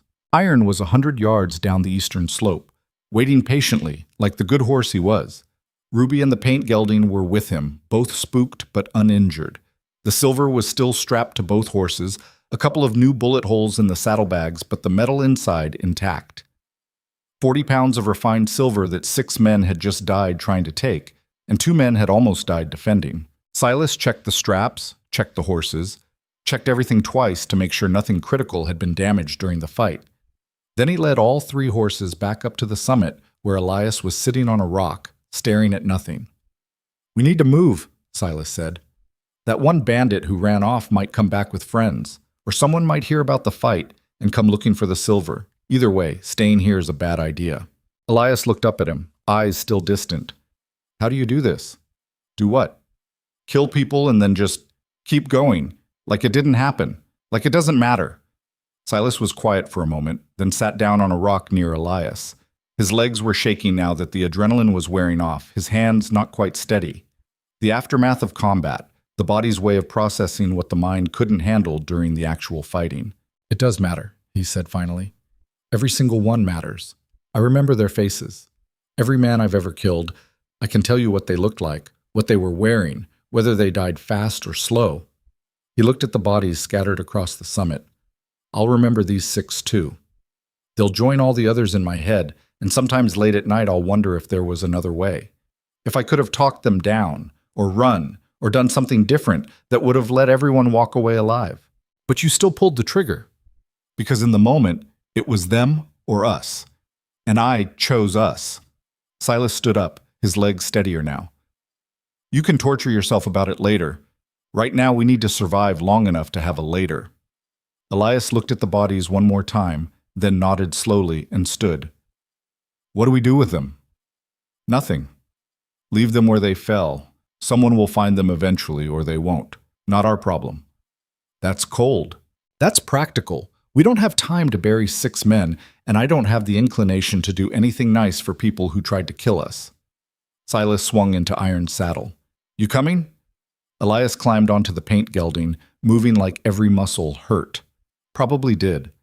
Combat took a toll on bodies that weren't used to it, and 63 years old wasn't exactly prime fighting age. They started down the eastern slope, leaving the summit behind with its scattered corpses and blood staining the snow. Behind them, the wind was already starting to cover the evidence, fresh powder drifting across the battlefield like the mountain was trying to erase what had happened there. The descent was easier than the climb had been, less steep, more sheltered from the wind, the trail wider and less prone to the kind of cliff edges that had made the western approach so treacherous. They made good time, putting distance between themselves and the summit, getting down into timber where the world felt less hostile. They rode in silence for most of the afternoon. Not because there was nothing to say, but because both men were too exhausted to talk, too wrung out from violence and fear, and the slow realization that they'd actually survived everything the mountain had thrown at them. Around mid-afternoon, they stopped to rest in a grove of pines that blocked the worst of the wind. Silas rationed out the last of their food, dried meat that was more leather than flavor, hardtack that had to be soaked in water before you could chew it. Not much, but enough to keep them moving for another day or two. While they ate, Elias finally spoke. "Thank you." Silas looked at him. "For what?" "For not letting me run. Back there on the summit, when those men had us surrounded. I was ready to bolt, ready to forget about the silver and just try to survive." Elias stared at his hands. "You said one word, don't. And I didn't. I stayed. And because I stayed, we both lived." "You would have figured it out." "No, I wouldn't have. I've spent 20 years running from hard choices, Mercer. This is the first time in 2 decades I've stood my ground when it mattered." He looked up, meeting Silas's eyes. "You didn't just save my life today. You reminded me I used to have one worth saving." Silas didn't know what to say to that, so he said nothing. Just finished his meager meal and stood, ready to ride again.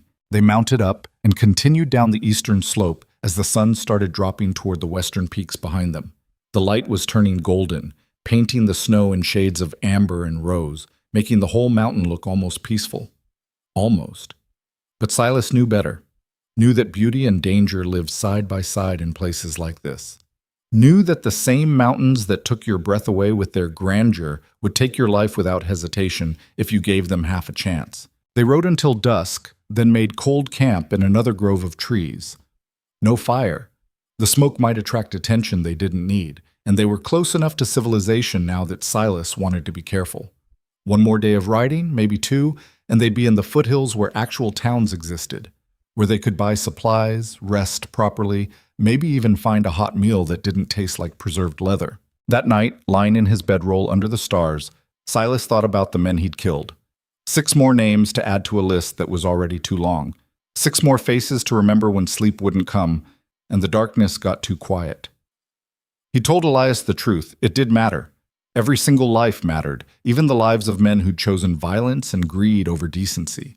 But it didn't change the fact that sometimes the only way good people survived was when bad people died. And if that made him a killer, well, he'd been a killer for a long time now.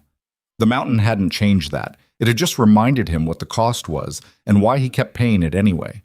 Beside him, Elias was already asleep, snoring softly. The old courier had earned his rest. Had proven today that courage wasn't something you lost permanently, just something you forgot about until circumstances forced you to remember. Silas pulled his coat tighter and watched the stars wheel overhead, counting hours until dawn and trying not to think about how many miles still remained before this job was finally finished. They'd survived the Grady's, survived the storm, survived 7 more bandits who'd tried to take what didn't belong to them. But the mountain wasn't done with them yet, and somewhere in the darkness ahead, Silas could feel more trouble waiting, patient and inevitable as winter itself. Morning came with ice in Silas's beard and pain in his shoulders. He sat up slowly, every joint protesting, feeling older than he had a right to feel. The cold had settled into his bones overnight despite the bedroll and extra coat. Beside him, Elias was still asleep, curled into himself like a man trying to take up as little space in the universe as possible. The horses were awake, though, standing together in the gray, pre-dawn light, breath steaming. Iron saw Silas moving and nickered softly, not demanding, just acknowledging. That horse had more patience than most people Silas had ever met. He stood slowly, his back complaining loud enough that he had to pause halfway up and wait for the muscles to remember how joints were supposed to work. Getting shot at, nearly frozen, and sleeping on frozen ground for a week straight wasn't doing his body any favors. He was 42 years old and felt 60. The sky was clear again, stars fading as the sun started thinking about making an appearance somewhere beyond the eastern horizon. Good weather. They'd need it. According to the map Ridley had given him, they still had maybe 80 miles to cover before reaching Carson City, and every mile counted now. They were past the deadline margin, had to average better than 20 miles a day to make it before New Year's Day, and that was assuming nothing else went wrong, which was a dangerous assumption to make after the week they'd had. Silas walked a slow circle around their camp, working the stiffness out while scanning the surrounding timber for any sign they'd had visitors during the night. Nothing. No tracks in the snow except the marks their horses had made. No disturbances. No indication anyone else was within miles. That should have been comforting. Wasn't. He'd learned a long time ago that the absence of visible danger didn't mean safety. It just meant the danger was being subtle. And subtle was often more dangerous than obvious because it got inside your guard before you realized you needed one. Behind him, Elias groaned and sat up, moving like someone had beaten him with sticks overnight. The old courier's face was gray in the dim light, lines carved deeper than they'd been a week ago. Combat and exhaustion and cold took their toll, and 63-year-old bodies didn't bounce back the way younger ones did. "We moving?" Elias asked, his voice rough. "Soon as you're ready." "I'm ready now, or as ready as I'm going to get." Elias stood, wobbling slightly, catching himself against a tree. "How far today?" 20 miles if we can manage it. Maybe more if the horses hold up and the trail stays clear. "And if they don't?" "Then we do what we can and hope it's enough." Silas started packing his bedroll. "We're racing a calendar now. Every day we lose is a day closer to those mining contracts expiring." They packed in silence, both men moving with the mechanical efficiency of people who were too tired to think, but still had to function anyway. Within 20 minutes, they were mounted and moving, 3 horses and 2 men heading east into country that was slowly becoming less hostile. The timber grew thicker as they descended, providing more shelter from the wind. The trail here was better defined, wider, showing signs of regular use, old wagon ruts buried under snow, stumps where trees had been cleared years ago to make passage easier. Evidence of civilization, or at least the edges of it. Around mid-morning, they passed the first homestead they'd seen in a week. Just a small cabin set back from the trail, smoke rising from the chimney, a few scraggly chickens pecking at the snow in what passed for a yard. A woman came to the door as they rode past, maybe 30, worn down by hard living, two small children peering around her skirts. She stared at them with the kind of wariness people developed when strangers might mean trouble. Silas touched his hat brim in acknowledgement, but didn't stop. No point making her more nervous than she already was. "Should we have asked for supplies?" Elias said once they were past. "We're running pretty low on everything." "Woman like that doesn't have supplies to spare. She's probably rationing what she's got to make it through winter." Silas kept Iron moving at a steady pace. "We'll find a trading post or town in the next day or two. Buy what we need there. Assuming we have money left." Silas reached into his coat and pulled out the leather satchel Ridley had given him back in Broken Timber. $500. He'd barely touched it except for buying a few supplies before leaving town. Most of what they'd needed had come from the supply cache or been taken from dead men who didn't need it anymore. "We've got enough," he said, tucking the satchel back inside his coat. "And if we don't, we'll figure something out. Not the first time I've traveled on short rations." They rode through country that was slowly waking up. More homesteads scattered along the trail, more evidence of people trying to carve out lives in hard territory. Most were small operations, a cabin, maybe a barn, a few acres cleared for crops that wouldn't be planted for months yet. The kind of places where families bet everything on the land paying back what they put into it. The kind of places that would fail if the mining economy collapsed and took the regional trade network with it. Around noon, they crested a low ridge and saw a small settlement in the valley below. Maybe 20 buildings clustered around a crossroads, smoke rising from multiple chimneys. Not big enough to be a proper town, but definitely big enough to have a trading post and maybe a place to get a hot meal. "Thank whatever higher power you believe in," Elias muttered. "I was starting to think civilization had ended and we just hadn't gotten the message yet." They rode into the settlement, didn't even have a name that Silas could see, just a collection of structures that existed because people needed someplace to stop between bigger towns. The trading post was obvious, two-story building with a hitching rail out front and a sign that just said goods in faded paint. Silas dismounted and tied Iron to the rail. His legs were stiff from hours in the saddle, but at least they were working. Beside him, Elias practically fell off his horse, catching himself on the rail and standing there for a moment looking like he was reconsidering every decision that had led him to this point. "You all right?" Silas asked. "I'm 63 years old. I've ridden 70 miles through a frozen hell, got shot at twice, killed 2 men, and slept on ground that was trying to kill me." "No, Mercer, I am emphatically not all right." Elias straightened up, wincing. "But I'm alive, which is better than I had any right to expect a week ago, so I guess I'll quit complaining." "Good, because we've still got 80 miles to go and about 6 days to cover them." "You're a hard man, Mercer." "I'm a practical man. There's a difference." They went inside. The trading post was exactly what Silas expected, cramped, dusty, smelling like old tobacco and cured meat, and the kind of accumulated grime that came from years of frontier commerce. Shelves lined the walls, stocked with the basics people needed to survive out here. Flour, salt, ammunition, rope, tools, a few luxury items like coffee and sugar that probably cost twice what they'd cost in a real city. The proprietor was a heavy man with a beard that reached his belt, standing behind a counter that looked like it had been built from old shipping crates. He studied Silas and Elias with the kind of professional assessment merchants developed when figuring out how much money customers might have. "Help you, gentlemen." His voice had the flat neutrality of someone who'd learned not to ask too many questions. "Food for 2, grain for 3 horses, ammunition if you've got it, 45 caliber. Silas set some coins on the counter. "And whatever news you're willing to share about the trail east from here." The merchant scooped up the coins, tested one with his teeth, then nodded. "Food I can do. Grain too, though it'll cost more than usual. Supply wagons haven't been coming through regular since the Gradys started their operation on Black Vulture Pass." He paused, studying Silas more carefully. "You boys come across the pass?" "We did." "Interesting. Last I heard, nobody'd made it through in almost 2 months. Grady's kill you, or you find another route?" "The Gradys are dead," Silas said quietly. The merchant went very still. "All of them. All of them. Well," the merchant let out a long breath. "That's news. Been wondering when someone would finally do something about those boys. Territorial Marshal sure as hell wasn't going to." He moved toward the shelves, pulling down supplies. Trail east is clear enough. Snow's been heavy, but the road's passable if you're careful. About 60 miles to Silverton, then another 20 to Carson City from there. Any trouble between here and Silverton? Define trouble. Bears are mostly denning this time of year. Wolves might be an issue if you're traveling at night, but stick to daylight, and you should be fine. The merchant paused. Word of advice, though. When you get to Silverton, keep your heads down. Town's had some tension lately. Mining disputes, claim jumping, the usual territorial nonsense. Couple of shootings last month.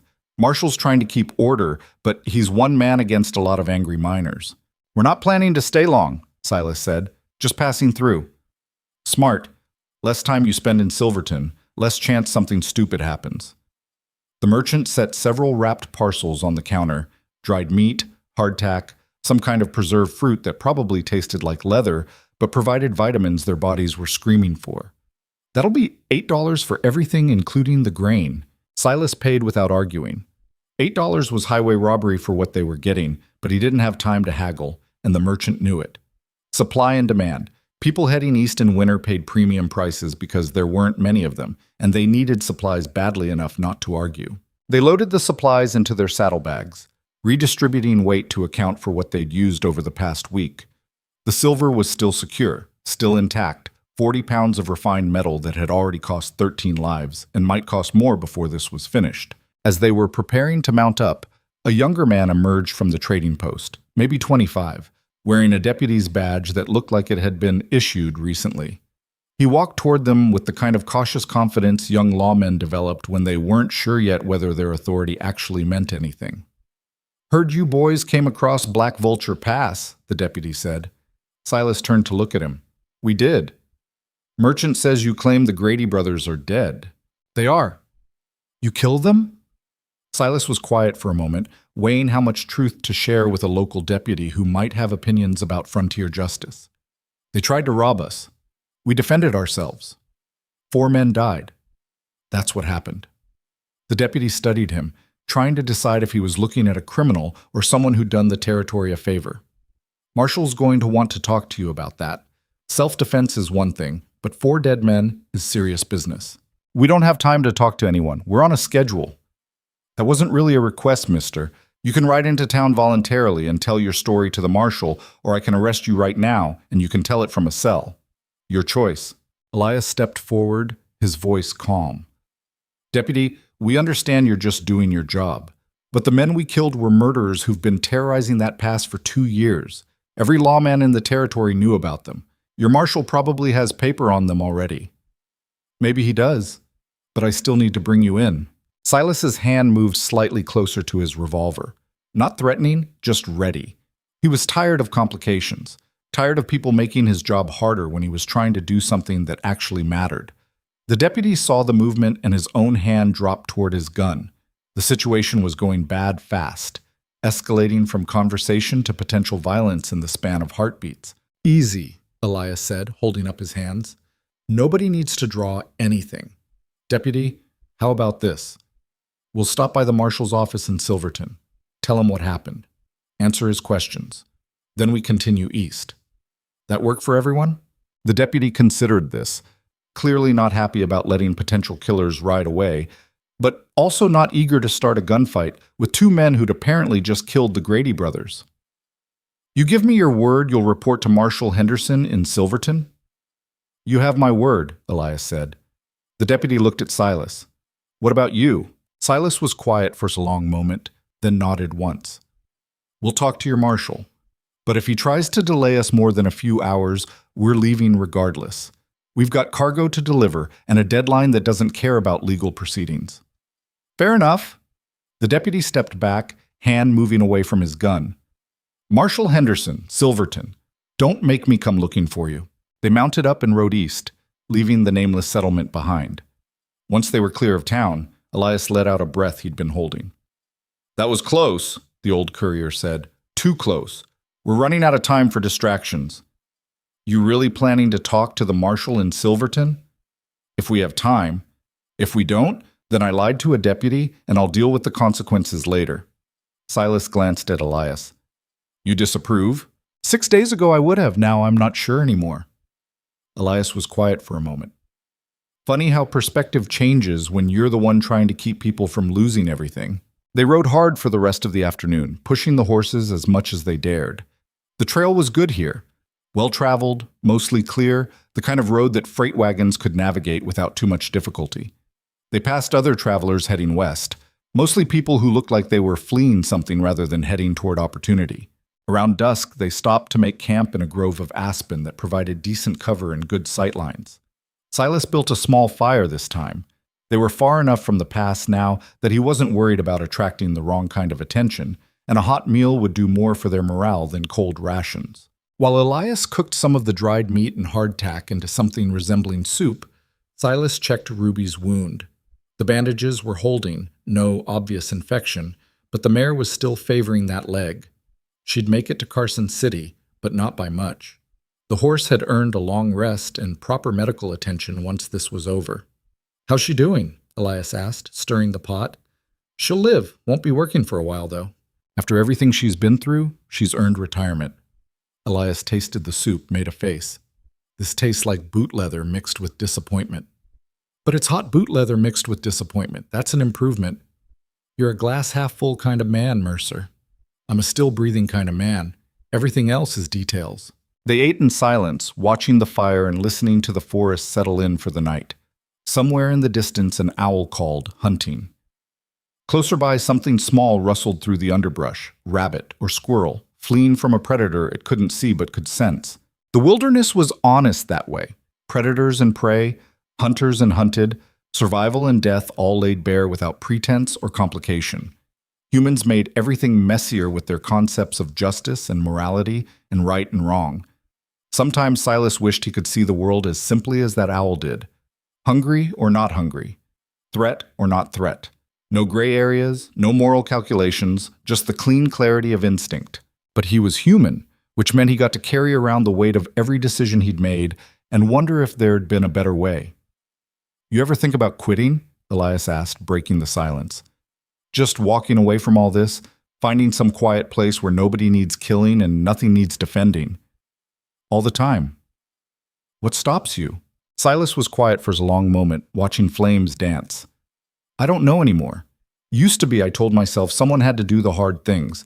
Someone had to stand between decent people and the wolves that would tear them apart. Made it feel noble, like I was serving some higher purpose. And now? Now I think maybe I just don't know how to do anything else. Been fighting for so long that peace feels wrong, like I'm waiting for the next threat even when there isn't one." He poked at the fire. "You spend enough time being the man who handles problems through violence.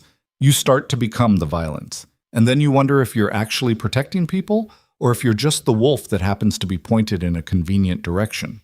Elias stared at him. "That's darker than I expected." "You asked." "I did." The old courier was quiet for a while. "For what it's worth, I don't think you're the same as the men we've killed. Wolves don't care who they hurt. You do. That matters." "Does it? Dead men don't care about the philosophical distinctions that made me pull the trigger." "Maybe not. But the living do. Those 400 families in Broken Timber, they care that someone was willing to fight for them even though they'll never know your name. That's not nothing." Silas didn't have an answer for that. He finished his soup, which really did taste like boot leather mixed with disappointment, and settled in for first watch while Elias rolled into his bedroll. The night was clear and cold, stars sharp enough to cut. Silas sat with his back against a tree, Winchester across his knees, and thought about 400 families he'd never meet who were depending on him to finish a job he'd started for reasons he wasn't entirely sure about anymore. Somewhere in the darkness, that owl called again. Hunting, surviving, living the only life it knew how to live. Silas understood that better than he wanted to admit. The next 3 days blurred together into an endless routine of riding and camping and riding again. They made good time, better than Silas had expected given the condition of the horses and the toll the past week had taken on both men. The trail stayed clear, the weather held, and they didn't run into any more trouble beyond a pack of wolves that shadowed them for an afternoon before deciding 2 armed men weren't worth the effort. By the morning of day 4, they could see Silverton in the distance, a proper town, maybe 300 buildings, Church steeple rising above everything else, smoke from dozens of chimneys, the sound of activity carrying across the valley, civilization, or at least the frontier's best approximation of it. "We really stopping to talk to the marshal?" Elias asked as they approached. "We said we would. We also said we didn't have time for delays. If we skip it and that deputy makes trouble, we'll have bigger delays later. Better to handle it now." Silas checked the position of the sun. Still morning, plenty of daylight left. "We give the marshal an hour. Tell him what happened. Answer his questions. Then we leave regardless of whether he's satisfied or not." They rode into Silverton down the main street, drawing looks from locals who were probably trying to figure out if they were miners, freight haulers, or trouble. The town had the kind of worn-down prosperity that mining settlements developed. Everything functional but nothing fancy, built to last just long enough to extract wealth before moving on to the next strike. The marshal's office was easy to find, right on the main street next to the assay office. Silas tied iron to the rail and told Elias to wait with the horses. No point both of them getting tied up in legal proceedings if things went sideways. Inside, the office was warm and smelled like coffee and gun oil. A man sat behind a desk, maybe 50, with gray hair and the kind of face that suggested he'd seen too much stupidity to be surprised by anything anymore. The badge on his chest said Henderson, just like the deputy had mentioned. Marshal Henderson looked up when Silas entered. "Help you?" "Deputy down the road said I should report in. Name's Silas Mercer.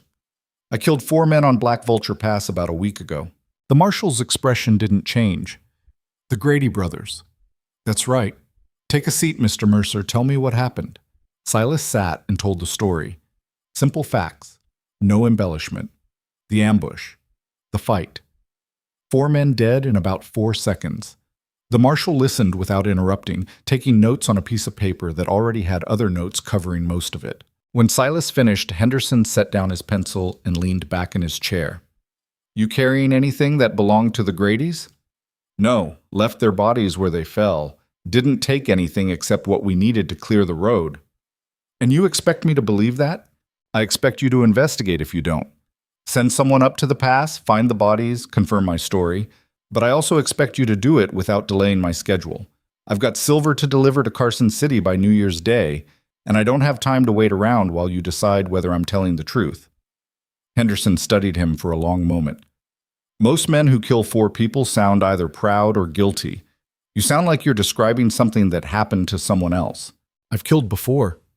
This wasn't my first time having this conversation with a lawman." "I believe that." The marshal pulled out a folder from his desk, flipped through some papers. "Got bulletins here on the Gradys. Wanted for murder, robbery, assault. Territorial government had a standing reward of $500 for information leading to their arrest." He looked up. "Says nothing about dead or alive, but between you and me, I don't think anyone's going to complain if they're dead. I'm not interested in reward money." "Didn't think you were. Man chasing money would have stopped by here first thing, not because a deputy told him to." Henderson closed the folder.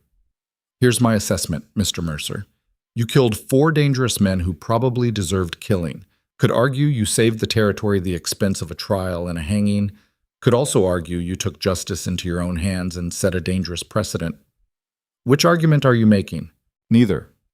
I'm saying I'm glad they're dead. I'm grateful you saved me the trouble of dealing with them, and I'm going to file this report as justified self-defense so nobody wastes time questioning it." He stood up, extending his hand. "You're free to go. Good luck with your silver shipment." Silas shook his hand, surprised. "That's it?" "That's it. I've got enough actual crimes to deal with without inventing problems where there aren't any. You did the territory a favor whether that was your intention or not." Henderson walked him to the door. "One piece of advice, though. You might want to avoid coming back through here for a while. Grady's had friends. Not many, but enough that word's going to spread about who killed them. You stay visible. Someone might decide to make a reputation by taking you down." "I'll keep that in mind." Silas left the office and found Elias exactly where he'd left him, still mounted, watching the street with the wariness of someone who'd learned to expect trouble. The old courier relaxed slightly when he saw Silas emerge. "We good?" Elias asked. "We're good. Marshal called it self-defense. We're clear to keep moving." That was easy. Sometimes things are easy. Not everything has to be complicated. Silas swung into the saddle. "Let's get supplies and get out of here. I want to make another 20 miles before dark." They bought food at a general store, more grain for the horses, fresh ammunition to replace what they'd used. The proprietor was friendly, asked where they were headed, didn't push when Silas gave vague answers. Small-town courtesy, ask enough to be polite, not enough to be nosy. They were loading the supplies when a man approached from across the street. Older, maybe 60, wearing clothes that suggested money and the kind of confidence that came with it. He walked right up to Silas like he had every right to the space. "You're the one who killed the Gradys," the man said. Not a question. Silas turned to look at him. Word travels fast. In towns this size, everything travels fast. Name's Richard Calhoun. I own most of the mining operations around here. He gestured toward the buildings. Those brothers have been strangling trade for 2 years. Every shipment that didn't make it through cost me money and cost my workers their jobs. You did this town a service, Mr. Mercer. Wasn't doing it for you. I know. Marshall told me you're carrying silver for the broken timber operations, trying to save their contracts. Calhoun smiled. Still counts as helping the local economy, even if it wasn't intentional. If you're looking to offer thanks, I'll take it and move on. If you're looking for something else, I'm not interested. Direct. I like that. Calhoun pulled a small leather bag from his coat. Not offering thanks, offering a job. I've got a shipment of refined ore that needs to reach Denver in 2 weeks. 30 pounds of high-grade silver. Was planning to send it with a freight company, but after what you did on Black Vulture Pass, I'm thinking you might be a better option. Silas looked at the bag. I already have a job. I know. This would be after. Once you deliver your current cargo, you circle back through here, pick up my shipment, earn yourself another $1,000 for 3 weeks' work. Easy money for a man with your skills. Nothing about the last week has been easy, which is why I'm offering $1,000 instead of the usual $500. Calhoun held out the bag. $200 up front. Consider it a deposit on future services. You take the job, great. You don't. Keep the money anyway as thanks for opening up the pass again. Silas didn't take the bag. I'm not a courier for hire. I'm a man who took one job for reasons that made sense at the time. That doesn't make me your employee. Fair enough. Calhoun lowered the bag but didn't put it away. But think about it, Mr. Mercer. Men with your particular skills are rare. Men who can be trusted to actually deliver what they're paid to protect are even rarer. You could make good money running security for mining shipments. Steady work, decent pay, respect from everyone who matters. I'll think about it, Silas said, which was the polite way of saying no without starting an argument. Calhoun seemed to understand. He nodded, pocketed the bag, and stepped back. Offer stands if you change your mind. Ask for me at the Silverton Mining Company. Anyone in town can point you the right direction. He walked away, leaving Silas standing by the horses, wondering why successful men always seemed to think everyone else wanted what they had. You going to take his offer? Elias asked once Calhoun was out of earshot. No. $1,000 is good money. I'm not interested in good money. I'm interested in finishing this job and figuring out what comes next. Silas checked the straps on Iron's saddle. Running security for mining operations sounds like a good way to spend the rest of my life fighting other people's battles for other people's profit. As opposed to what you're doing now. Silas paused, then smiled slightly. Fair point, but at least this battle feels like it matters. They left Silverton around noon and made good time through the afternoon. The trail from here to Carson City was well maintained, practically a highway by frontier standards. They passed freight wagons heading west, riders going both directions, even a stagecoach at one point carrying passengers who looked at Silas and Elias like they were exotic animals in a traveling show. By dusk, they'd covered another 25 miles and were camped in a spot that felt almost comfortable. Good water, decent shelter, enough deadwood for a proper fire.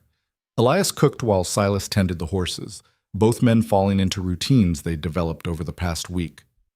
How much farther? Elias asked while they ate. 20 miles to Carson City. If we push hard tomorrow, we'll be there by afternoon. And then? Then we deliver the silver to the assay office. Collect the second half of my payment.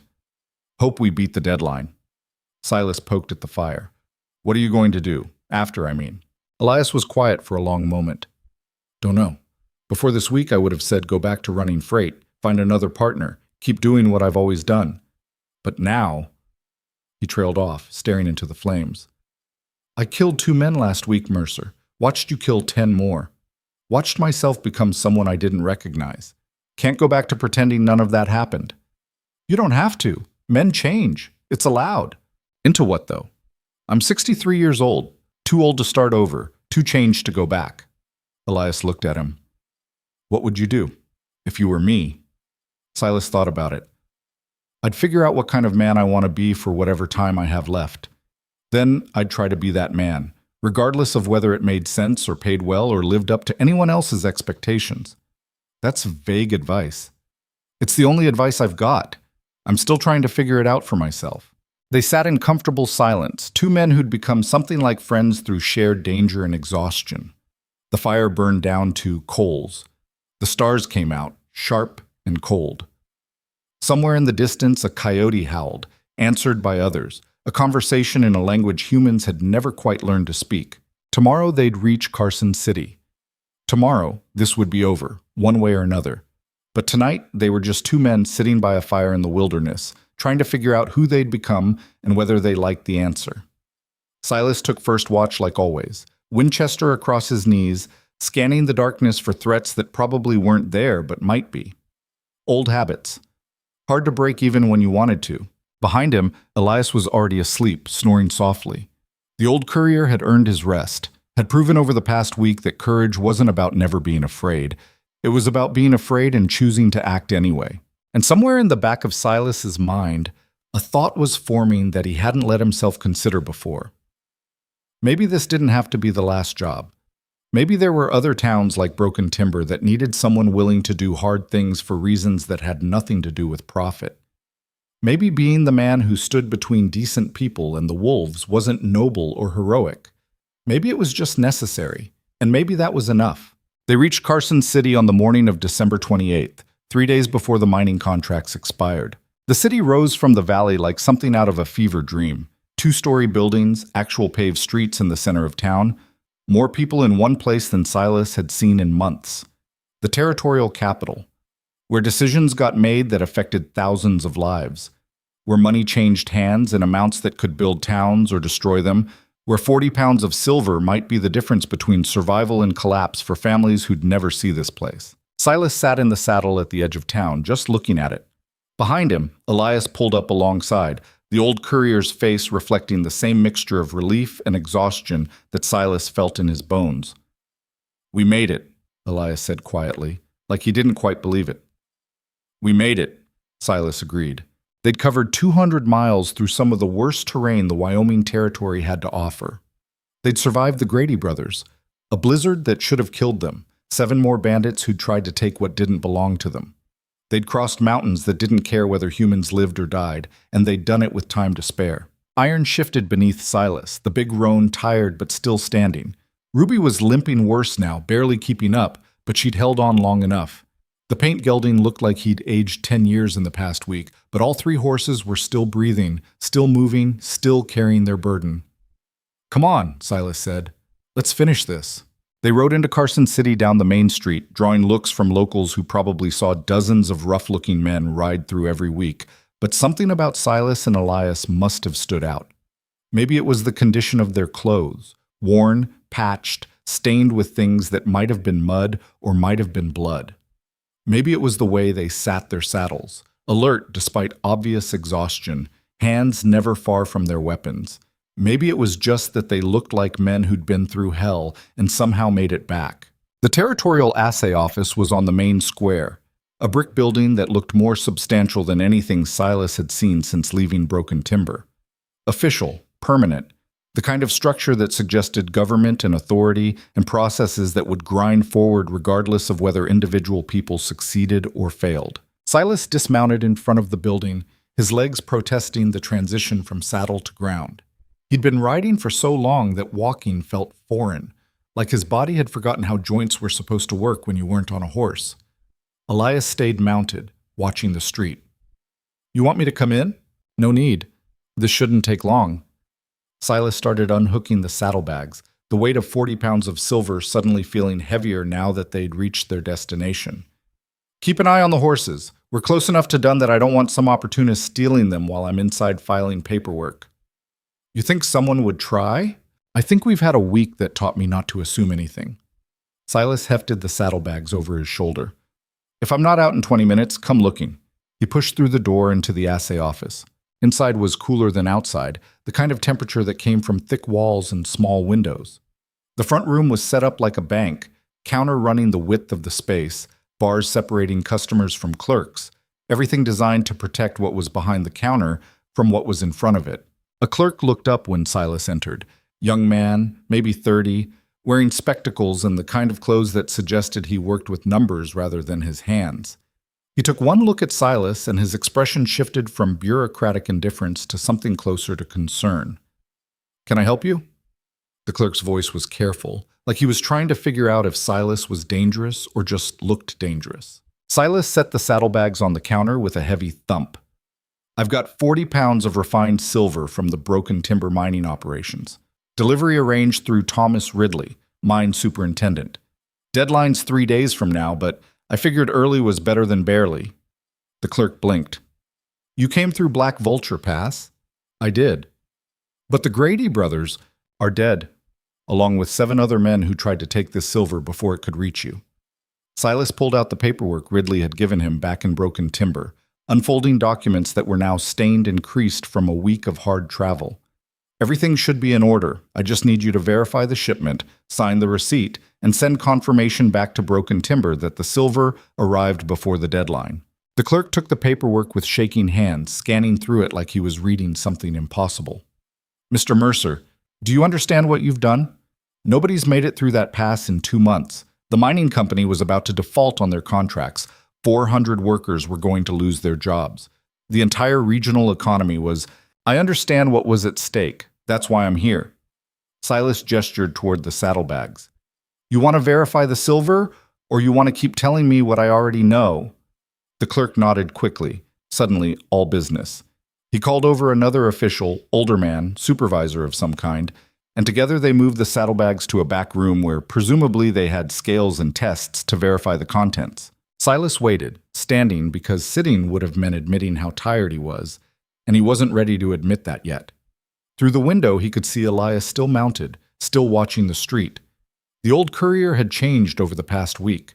Still looked tired and worn down, but there was something different in the way he held himself. Something that suggested he'd remembered what it felt like to matter. The supervisor emerged from the back room 15 minutes later, carrying the paperwork and wearing an expression that suggested he'd just witnessed something remarkable. "Everything checks out, Mr. Mercer.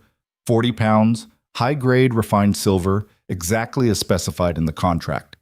He set the documents on the counter and signed them with a flourish.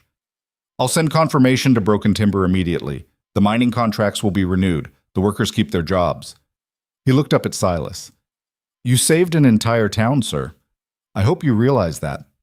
"I delivered silver. The town saved itself by hiring me to do it. That's one way to look at it." The supervisor pushed an envelope across the counter. "Your payment, $500? As agreed.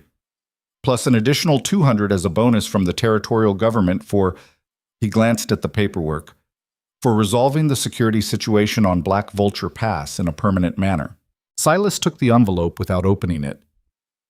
$700. More money than he'd had at one time in years.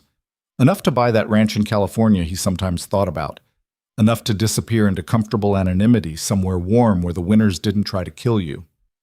"There's also interest from several mining operations about hiring you for future security work," the supervisor continued. "If you're looking for employment, I can put you in touch with..." "Not interested." "You sure? The pay would be excellent. Your reputation after this..." "I said I'm not interested." Silas tucked the envelope inside his coat. "Is there anything else you need from me, or am I free to go?" The supervisor looked disappointed but nodded. "You're free to go. Thank you for your service to the territory, Mr. Mercer." Silas walked out of the assay office into late morning sunshine that felt warmer than it had any right to feel in December. The job was done. The silver was delivered. 400 families would keep their jobs and their homes and their futures, and they'd never know his name or understand what it had cost to give them that chance. Which was fine. He hadn't done it for recognition. Elias was still waiting, had dismounted now and was leaning against the hitching rail like he needed its support to stay upright. The old courier straightened when he saw Silas emerge. "We good?" Elias asked. We're good. Silver's verified, payments collected, job's done. Silas looked at the horses. We need to find a stable.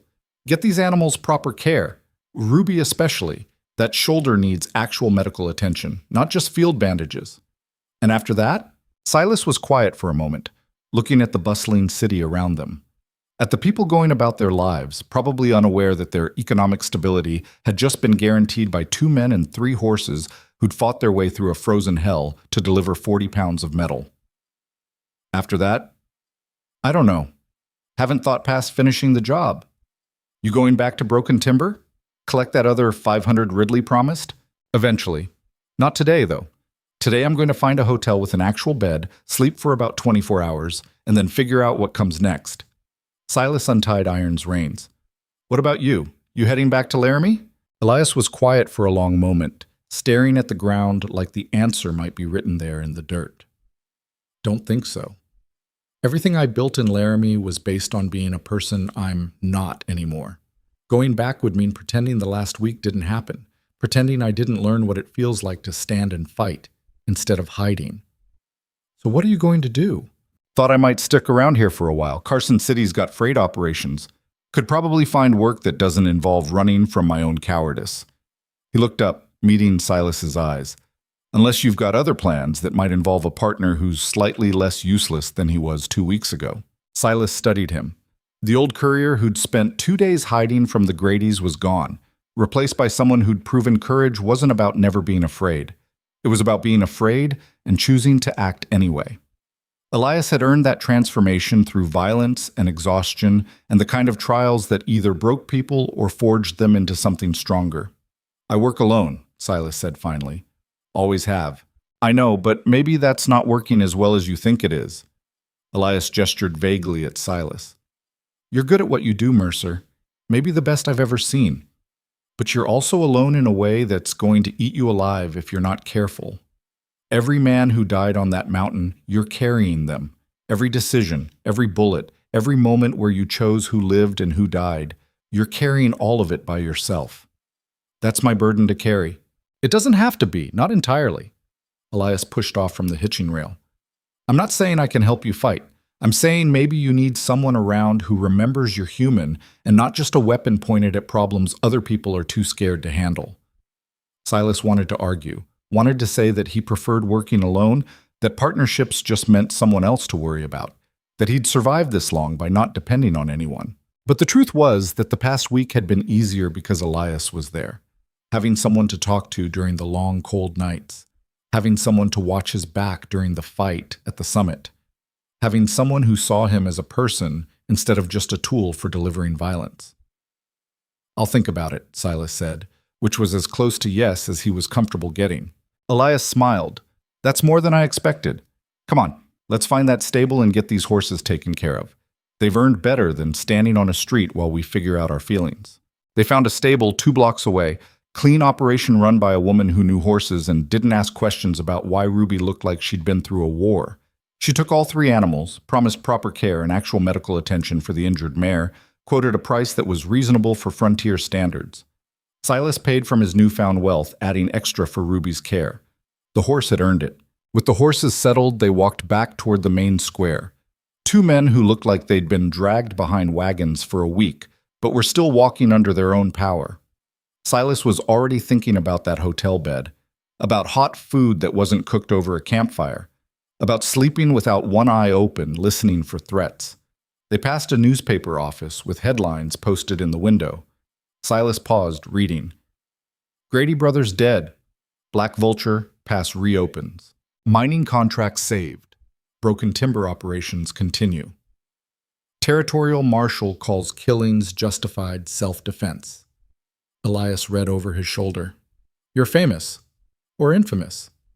Haven't decided which. Neither. I'm just a man who did a job. Silas kept walking. Give it a week, and they'll be talking about something else. The frontier has a short memory for violence that doesn't affect people directly. Maybe, but the people in Broken Timber, they'll remember. 400 families who kept their jobs because you were willing to ride through hell to deliver silver. Elias was quiet for a moment. That matters, Mercer. Even if you don't want it to. They found a hotel, nothing fancy, but it had clean rooms and beds that didn't involve frozen ground. Silas paid for 2 rooms for 3 nights, figuring that was enough time to recover and decide what came next. The room was small but felt enormous after a week of sleeping in the open. Actual walls, a door with a lock, a bed with a mattress, a window that looked out over the city instead of endless wilderness. Luxury. Silas sat on the edge of the bed, finally allowing himself to acknowledge how tired he was. Bone-deep exhaustion that came from a week of constant vigilance and violence and choices that would stay with him long after his body recovered. He pulled out the envelope from the assay office. $700. Added to the $500 Ridley had given him up front. That was $1,200 total. More money than he'd made in years. More than enough to fund whatever came next, if he could figure out what that was. There was a knock on his door. Silas stood, hand moving automatically toward his revolver before he forced himself to relax. He was in a city, not the wilderness. Not every sound was a threat. He opened the door to find Elias standing there, cleaned up somewhat, holding 2 bottles of whiskey. "Figured you might want company," the old courier said. "Or at least want whiskey. Either way, I've got both." Silas stepped aside, letting him in. They sat on opposite sides of the small room, passing one of the bottles back and forth, not talking much. Just 2 men who'd survived something worth surviving, trying to process what it meant. After a while, Elias spoke. "You know what the worst part is? Getting back to normal. Realizing that for everyone else, nothing changed. They went about their lives while we were up there fighting for ours, and now we're supposed to just slip back into the world like we didn't become different people. You don't slip back. You just keep moving forward and hope the person you became is someone you can live with. And if it's not, then you change again. People aren't fixed. We're always becoming something else, for better or worse. The only question is whether we're choosing what we become or just letting circumstances decide for us." Elias took a drink, considering that. "You sound like you've given this a lot of thought." "I've had a lot of time to think. Long nights in cold places, watching for threats that might not come. You think about who you are, who you've been, who you might become if you made different choices. And what have you decided?" Silas was quiet for a long moment. "I've decided that I'm tired of being alone with my thoughts. Tired of carrying everything by myself. Tired of watching towns die because nobody else was willing to do what needed doing." He looked at Elias. "That job offer in Broken Timber, delivering silver for Ridley. I could do that again. Not for Calhoun's mining operation or any of these big companies looking for security, but for towns like Broken Timber. Small operations that can't afford the big freight companies. Places where families depend on shipments getting through but can't protect them on their own. But you want to become a freight courier? I want to become someone who helps people who need help. Freight's just the mechanism." Silas passed the bottle back. "And I'm thinking maybe doing that with a partner who understands what's at stake would be better than doing it alone." Elias stared at him. "You're serious?" "I'm serious. You want in or not?" The old courier was quiet for a long time, looking at the bottle in his hands like it might contain answers. Finally, he looked up. "I'm 63 years old, Mercer. I'm too old for this kind of work, too tired, too broken down. And yet you kept up with me for 200 miles and killed 2 men when it mattered. Age is just numbers. What matters is whether you're willing to do hard things for reasons that aren't about profit. You make it sound noble. I make it sound practical. People need help. We're capable of helping them. Seems like a waste to do anything else." Elias laughed, short and surprised. "That's the least romantic pitch for partnership I've ever heard." "I'm not a romantic man." "No, you're really not." Elias took a drink, then set the bottle down. "All right, I'm in, but I've got conditions." "Such as?" "We split profits equally. We make decisions together. And if one of us thinks a job's too dangerous or not worth doing, we both walk away. No heroic sacrifices, no lone wolf nonsense. We're partners, or we're nothing." Silas considered that. Partnerships meant compromise, meant considering someone else's opinion, meant being accountable to another person instead of just himself. All things he'd avoided his entire adult life. "Deal," he said. They shook hands, sealing an agreement that probably wouldn't last but felt right in the moment. 2 men who'd survived hell together, deciding to see if they could build something better than survival. The next 3 days passed in a blur of rest and recovery. Silas slept more than he had in months, his body finally convinced that threats weren't coming through the door every hour. He ate real food, hot and prepared by people who knew what they were doing. He visited Ruby at the stable, checking on her recovery. The mare was healing well, would be ready to travel again in a few weeks. On the third day, word arrived from Broken Timber. A telegram forwarded through the assay office, addressed to Silas Mercer. Silver received, contracts renewed, 400 families grateful for your service. Second payment waiting when you return. Ridley. Silas read it twice, then folded it and tucked it in his pocket. 400 families. 1,600 people who'd keep their homes and jobs and futures because he'd been willing to ride through a frozen hell with 40 pounds of silver. It should have felt like victory, like accomplishment, like all the violence and exhaustion and near-death experiences were worth it. Instead, it just felt like relief that it was over. Elias found him that afternoon sitting on a bench outside the hotel, watching people go about their lives. The old courier sat down beside him, moving easier now that rest and food had worked their magic. "You look thoughtful," Elias observed, "just thinking about what comes next." "I thought we decided freight work for small operations, helping towns that need help." "We did, but first I need to finish what I started." Silas pulled out the telegram. "Ridley's got $500 waiting for me in Broken Timber, and I figure those families deserve to know that someone cared enough to see the job through. You want to go back?" "I want to close the circle. Then we start fresh on whatever comes next." Elias nodded. "When do we leave?" Tomorrow morning. Gives Ruby one more day to rest. Gives us one more night of actual beds before we're back on the trail." They left Carson City at dawn on December 31st, riding west toward the mountains they'd crossed a week earlier. The weather was holding, cold but clear, no storms threatening. The trail was easier going this direction, downhill instead of up, the horses fresher after 3 days of rest and proper care. Ruby was moving better, her shoulder healing cleaner than Silas had expected. Iron was steady as always. The paint gelding that Elias had claimed as his own seemed almost eager to be moving again, like standing still was somehow worse than working. They made good time, covering 30 miles the first day, 40 the second. The mountains didn't seem as hostile going downhill. The world felt less dangerous knowing what they'd already survived. On January 2nd, they rode into Broken Timber just after noon. The town looked exactly as Silas remembered it. Rough mining settlement, hard people living hard lives, everything worn down by frontier existence. But there was something different now. Something in the way people moved on the streets, the way smoke rose from chimneys, the sound of activity that suggested work was happening, and people had reasons to keep trying. Hope. That's what had changed. The town had hope again. They rode to the mining office where this had all started. Thomas Ridley was standing outside, gray beard frosted with cold, talking to someone Silas didn't recognize. The superintendent looked up when he heard horses, and his face split into a grin that took 20 years off him. "Mercer, by all that's holy, you actually did it!" Ridley rushed forward, grabbing Iron's bridle like he needed to touch the horse to believe Silas was real. "The telegram said the silver arrived, but I didn't quite believe it until now. You survived Black Vulture Pass. You beat the Gradys. You saved this whole damn town." "I delivered silver, that's all.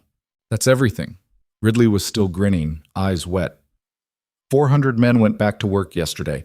400 families are going to make it through winter. Kids are going to eat. Old folks are going to stay warm. All because you were willing to do what everyone else said was impossible." Silas dismounted, uncomfortable with the gratitude. "You have the rest of my payment?" "I do." "Inside." Ridley hesitated. "But first there's some people who want to meet you. Town's been talking about nothing else since we got word. Everyone wants to say thank you." "That's not necessary." "The hell it isn't. You gave us our lives back, Mercer. Least we can do is acknowledge it." What followed was an hour of handshakes and thank yous, and people looking at Silas like he was something more than just a man who'd done a job. Miners who could keep working, women whose families wouldn't have to leave, children who didn't understand exactly what had happened but knew it was important. Silas accepted it all with quiet grace, saying as little as possible, letting their gratitude wash over him without really landing. He'd done what he'd been paid to do. That it mattered to this many people was coincidental. Finally, Ridley rescued him, leading him and Elias to the mining office, where the superintendent pulled out another leather satchel. $500, as promised. Everything's square between us, Ridley said. But if you ever need work, if you ever need anything at all, you come find me. This town owes you a debt we can never fully repay. Silas took the satchel. $1,700 total now. More money than he'd ever had. More than enough to fund the next chapter of whatever his life was becoming. There is one thing, Silas said. Name it. That trading post owner who tried to overcharge me for supplies, tell him I'm grateful his prices were so unreasonable, motivated me to keep moving instead of stopping to resupply. Probably saved my life. Ridley laughed. I'll pass that along, though I suspect he'll raise his prices even more knowing they contributed to your success. They left Broken Timber that afternoon, riding south toward warmer weather and whatever came next. Behind them, 400 families continued building lives that had almost ended. Ahead of them, an uncertain future that felt somehow less frightening than it had a month ago.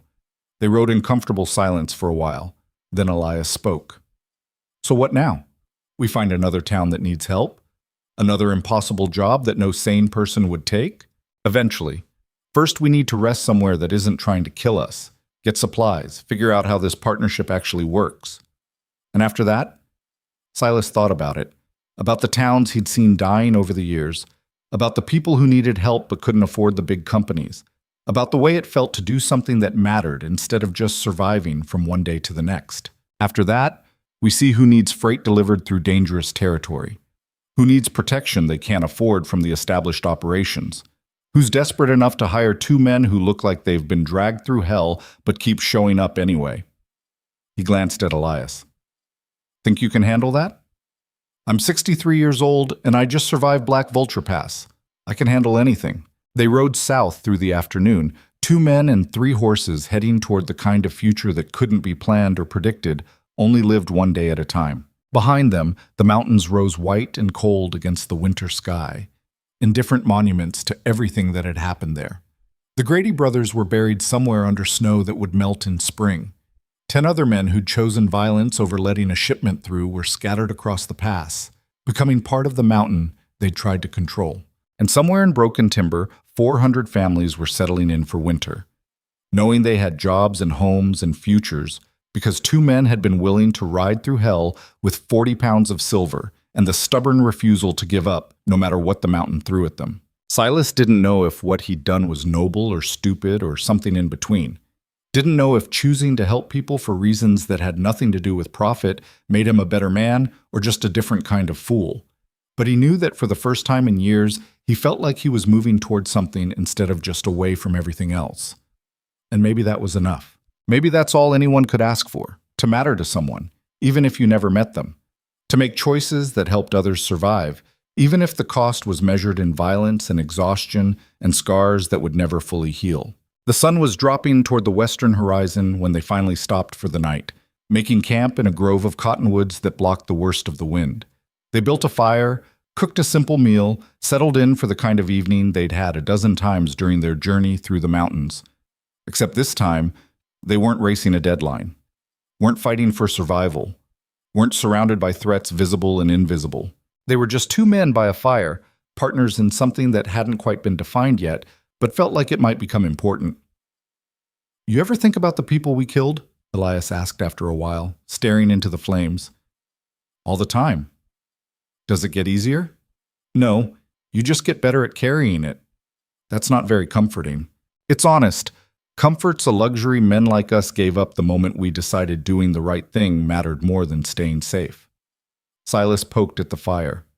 But every man we killed was trying to take something from people who couldn't defend themselves. Every bullet we fired was in service of keeping families from losing everything. That doesn't make it noble or clean or easy to live with. It just makes it necessary. Elias was quiet for a long time. Then he nodded, accepting an answer that wasn't really an answer at all, but was the only truth either of them had. They sat by the fire until it burned down to coals, then settled in for the night. Tomorrow they'd ride farther south. The day after that, they'd start looking for the next town that needed help.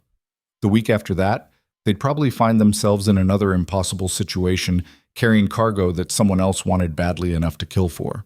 But tonight, they were just 2 men under the stars, alive when they shouldn't be, heading toward a future that didn't exist yet. Silas lay in his bedroll, staring at the sky, and thought about roads nobody chose and passes that killed everyone who tried them, and how sometimes the only way to change things was to be willing to ride straight into whatever hell was waiting. He'd done that, survived it. Come out the other side changed in ways he was still trying to understand.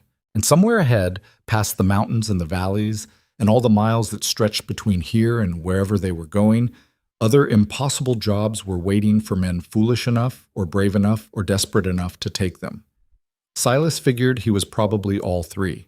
But for tonight, that was tomorrow's problem. For tonight, he was alive, his partner was alive, 3 horses had earned their rest, and 40 pounds of silver had reached Carson City in time to save 400 families from losing everything. For tonight, that was enough.